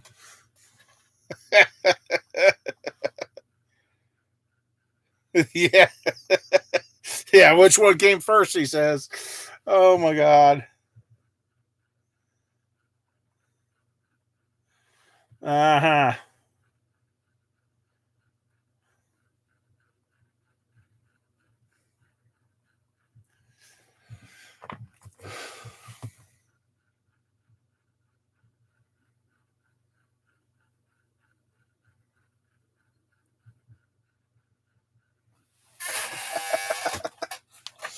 Yeah. Hey, I've owned them all. I've had Fords. I've had Dodges. I've the GMs. Oh yeah, back in the '69. That's when they built that stuff, though. JJ. I've had them all. The Dodge, really physically, they didn't leave a certain. Okay, the Dodge's problem is are their damn electronics. They just suck. If they would have put good electronics in their cars, Dodge would have been a real good car. The Fords, I have walked home more times driving a Ford than I have with a Chevy. The Chevys, buddy of mine blew my motor up and was running on 7 cylinders and still made it home. So, I mean, they all break, they all cost money. They're supposed to get you from point A to point B and back to A, but not always.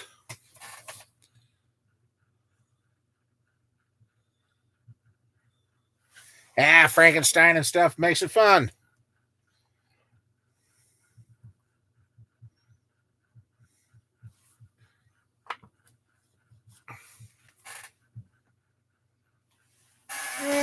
I've had less trouble. Well, okay. My first few cars, my Monte Carlos and Malibus, I didn't have a lot of electrical problems. But as we get into this newer computer stuff, the electrical, uh, yeah, the caddy, well, some of those motors they put uh, in the Cadillacs, are those stupid little Chevy Corsicas. Yeah.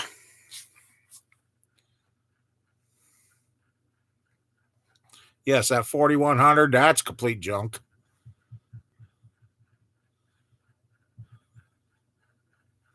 Yeah, and the DOD. That's so stupid.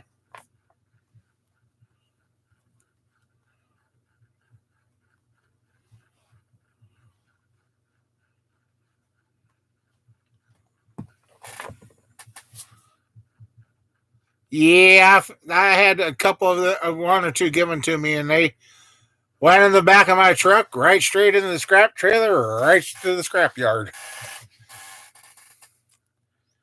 It was kind of bad to throw a good running motor away, but because I like saving stuff, but it was a good running motor. I'm like, nobody wants them, so it went straight to. Oh yeah, the Oldsmobile 5.7 diesels back in the day when they were putting them in the cutlasses, couldn't keep the head gaskets in those things.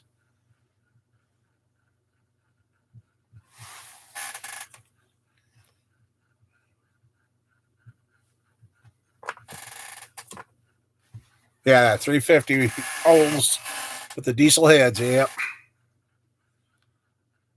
Turn around, you get a few thousand miles on it, head gasket. Turn around a few 100 miles, head gasket. Turn around. You want this car? Buy it. Get it, sell it to the next guy. Yep.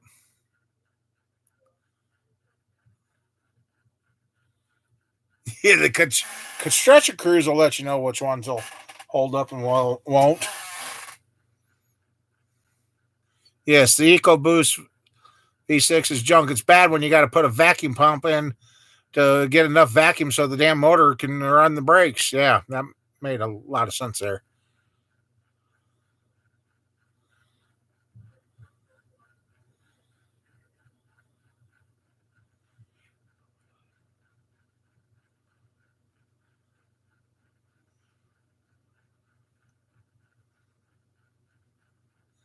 Yeah, the old brain box that was under the seat. Yep.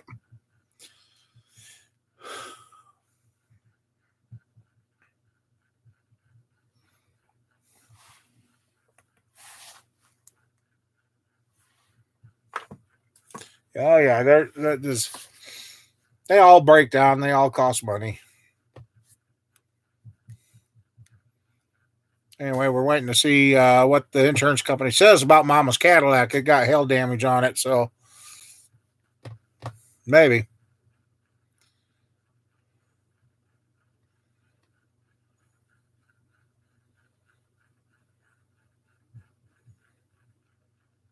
All right. Yeah.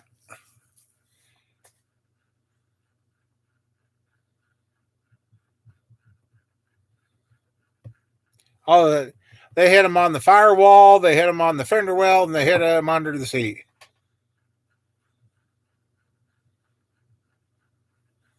I didn't realize that with the 4100s. Okay.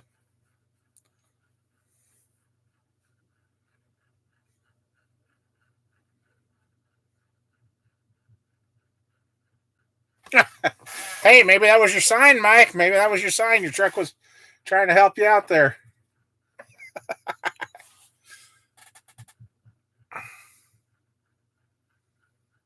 I had a nice 79 full size F 150 Ford Ranger that came factory with the white spoke wheels with 3312s on it, the factory push bumper on it, the reflective stripe kit down the side with the sunroof, rear side glass window, factory roll bar.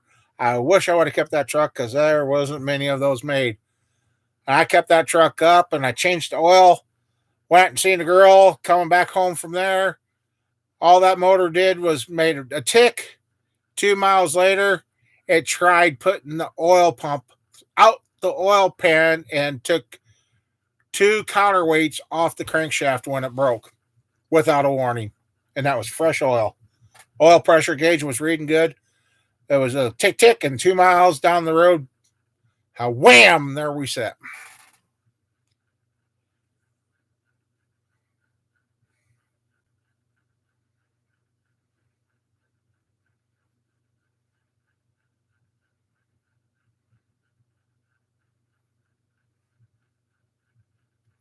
Yeah, the 3.8 was, yeah.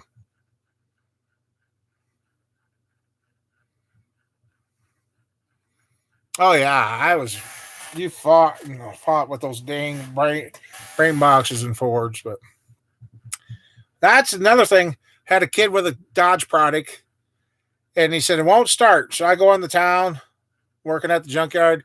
It won't start. He's sitting along the road. He's got to get out of there. Cops want to tow it. I went in. I'm like, okay. Ran back out to the shop. I made a 3-wire thing. Figured out his ignition switch was bad. Car wouldn't start. I got down there when I could flex. Got down there, took the panel off, got to the ignition switch, pulled out the plug, went, slipped one spade in here, another one here, touched the other one. Car's running, got in, threw it in gear, drove off. All within 2 minutes, I did that to that Chrysler. He's like, "How did you do that?" Hey, fastest one though I ever hot wired was a 75 Nova 2-door.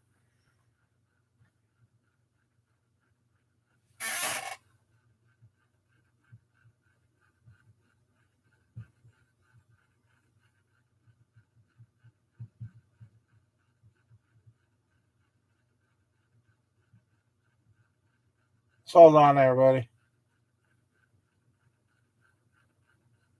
Oh, hold on here.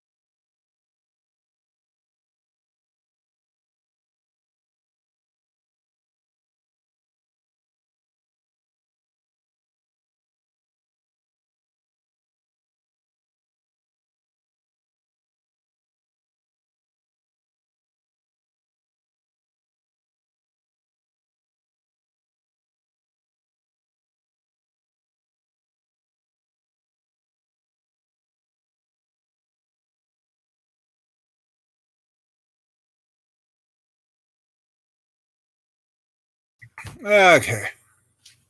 Sorry about that. Okay. Okay, is the sound working again? Sorry about that, guys.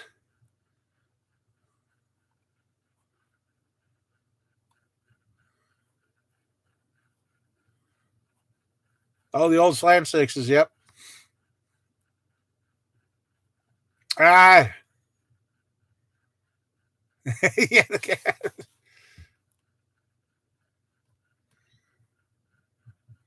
Yeah. I didn't realize we are going to have. They just caught a tame coon. And then when they are tame, they take them and relocate them. They were petting, and so they didn't dispatch that coon. So they relocated it. I said it was tame. He says, "Yeah, we've caught a couple that have been tame, like their pets. So I suppose people are dumping their pet coons because they can't afford the food." So yeah, at first I didn't know what was going on, and I like, yeah, that's strange to have somebody other than Mama Bear show up while we're here.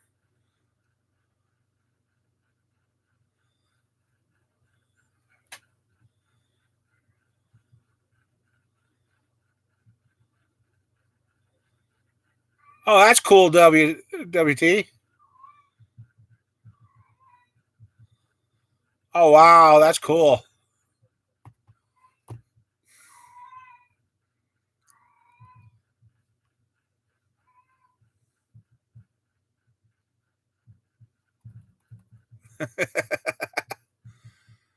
Yeah, that was kind of. I don't know if you guys seen that thing. That was a shotgun.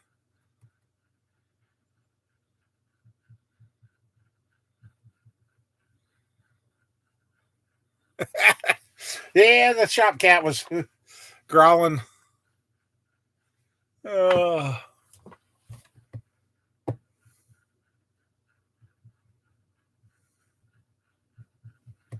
lays down the heat.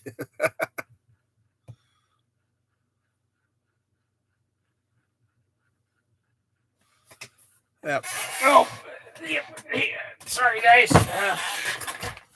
That bed is working. Nice thing is I can breathe.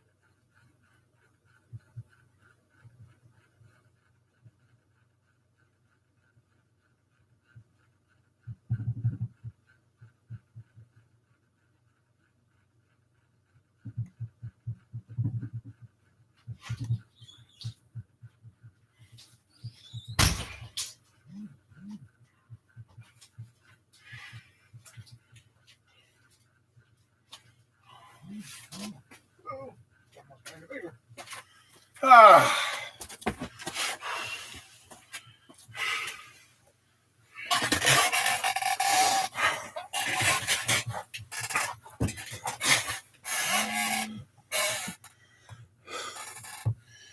Yeah. That just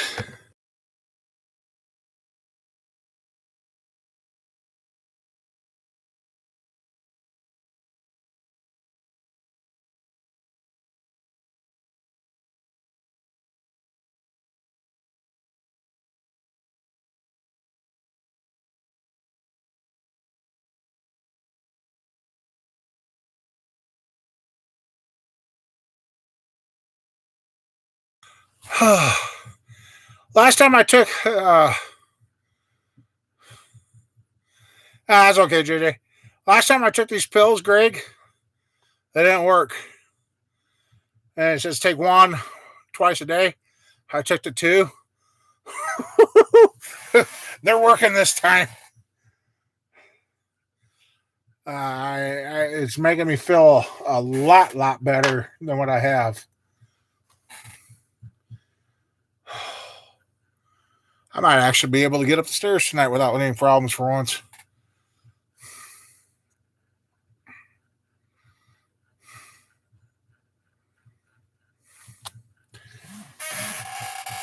Oh, man.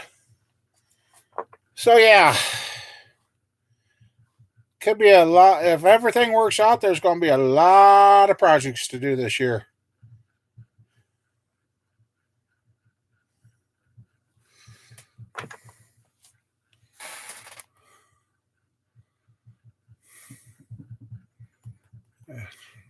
Just need this weather to cooperate and get stuff done.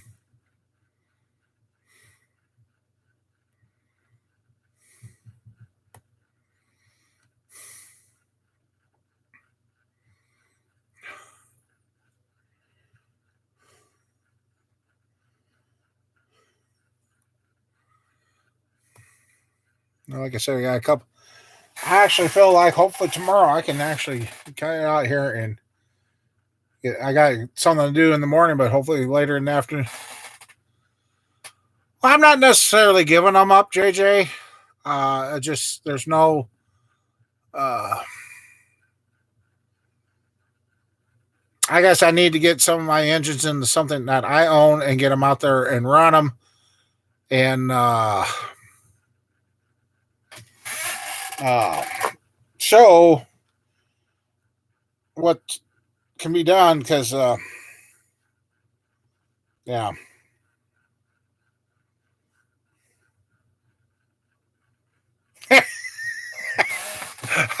I better not show that one, Mike. I'd like to, but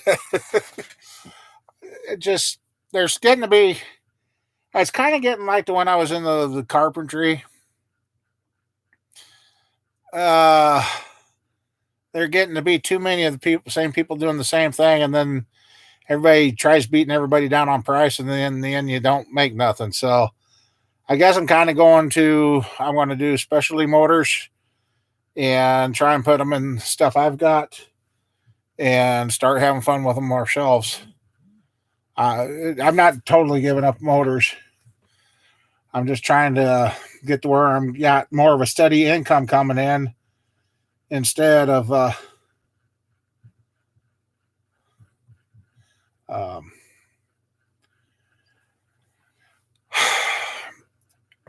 things changed. The YouTube support's not there like it used to be. Since they have changed something, it's getting a little bit better, but it's still not like it used to be.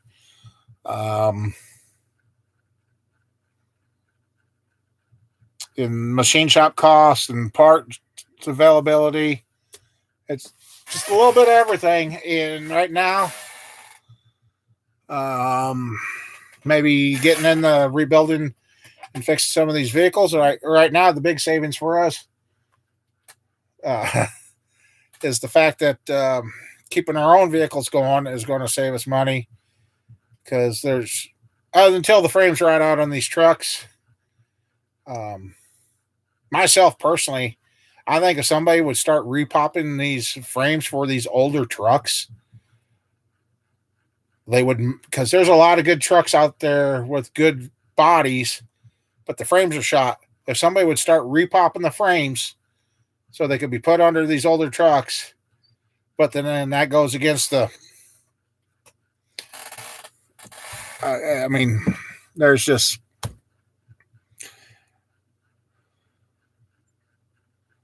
Well, I got a surprise. I already got a payment. So I think what you're doing, Mike, is helping. So the guy that just stopped here, he's put up a lot of those pole sheds, and he just said he had the one pole shed he's put up, and that's going on maybe 10 years ago. He made his own poles, and He said they're holding up just fine. So maybe I will go a pole shed style, and then pour the concrete inside later.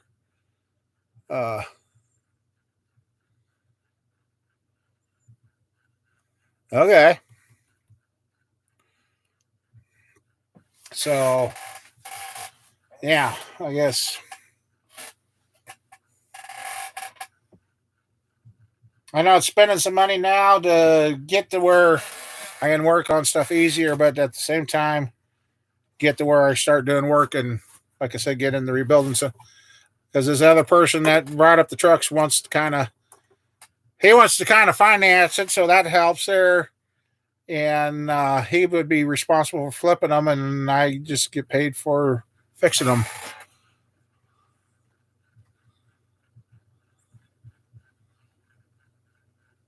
Oh, okay. So yeah, that just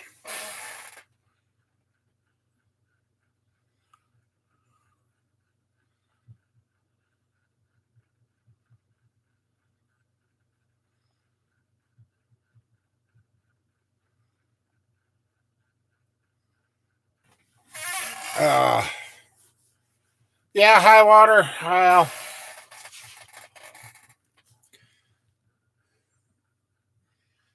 I don't know. I might just I don't know what I would do for sure there. Well, actually, here I would have to pour the floor all at once. Otherwise, it's going to cost me small load fees and all that stuff. It'll add up. So, yes, when I pour it, I got to pour it all at once, and I'll get a price break. If I break it up, it's going to start costing more like $4,000 to do the same thing. So, yes, it's got to be poured all at once, or the same. I mean, not just throughout the. Start pouring in the morning and finish.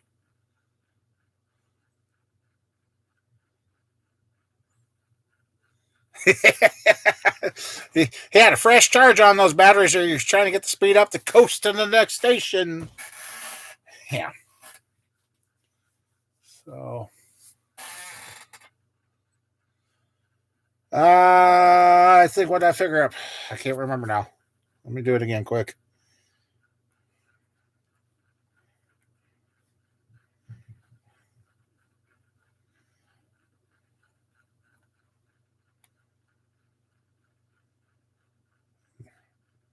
Did something wrong. What did I do wrong?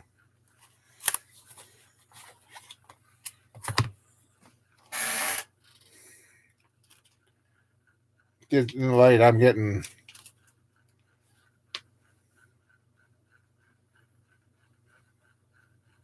Yeah. Okay.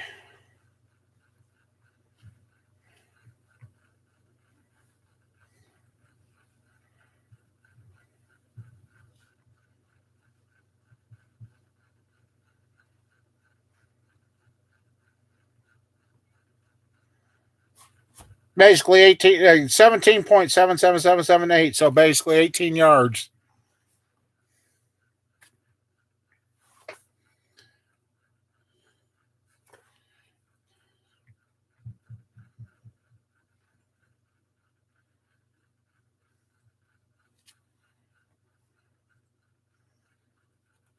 $2,720 roughly.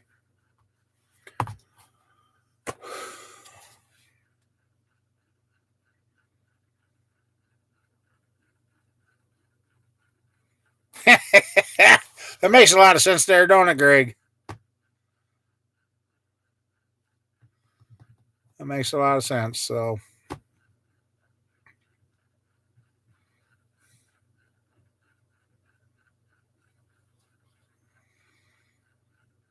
yeah, just having a labor to help and level it and spread it and uh, finish it is going to be my problem.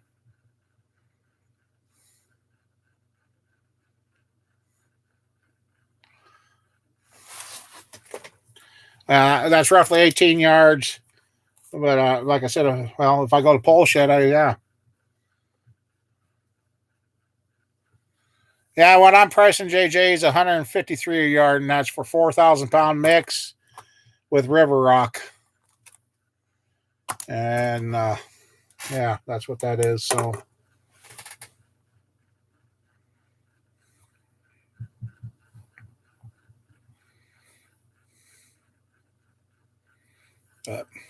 question for you guys. I noticed some of you guys are coming in later, and that should I starting the shows later at night, and that or just kind of keep the same? It's what we do.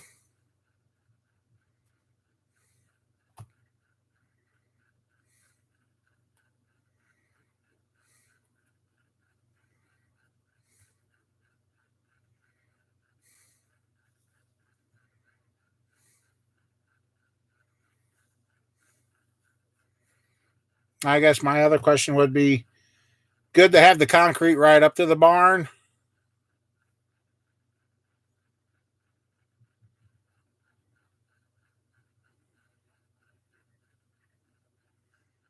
Keep the same. Okay.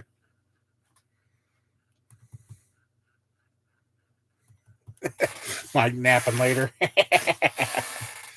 Okay. Okay. Maybe every other Sunday, maybe I'll have a later show, and that way some of you guys that get in here later can catch up. So if I change it, I'll let you guys know. I'll put up a little short video saying, "Hey, we're going to start at this time tonight," and that. So, oh yeah, 11 p.m. for you out there. Yep. Well, Chevelle, I think we just set a new record because tonight's show has been 4 hours long. I don't know where the time's gone, but it went by tonight.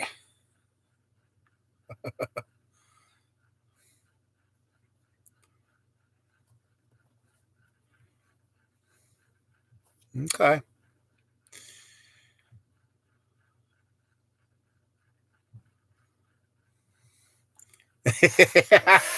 Yeah, it's been the clock is at 4 hours and 4 hours and a minute now. So, okay.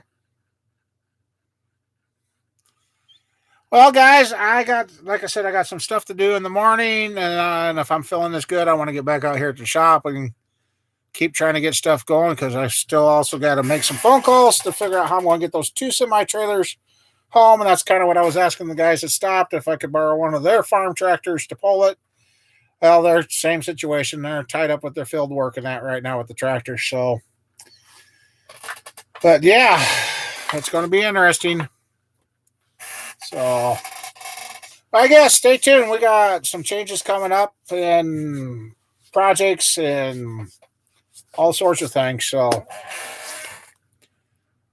I guess I'm going to get out of here. And thanks for hanging with me tonight, everybody. And stay safe and stay healthy. And hopefully the weather changes and all can get outside and start having some fun. So, all right. Thanks, JJ. See you, Mike. Thank you, Reason. Talk to you later, Tweet. See you, Chevelle. So, all right, Greg. Good luck with the truck. Let me know. And remind me about your center caps.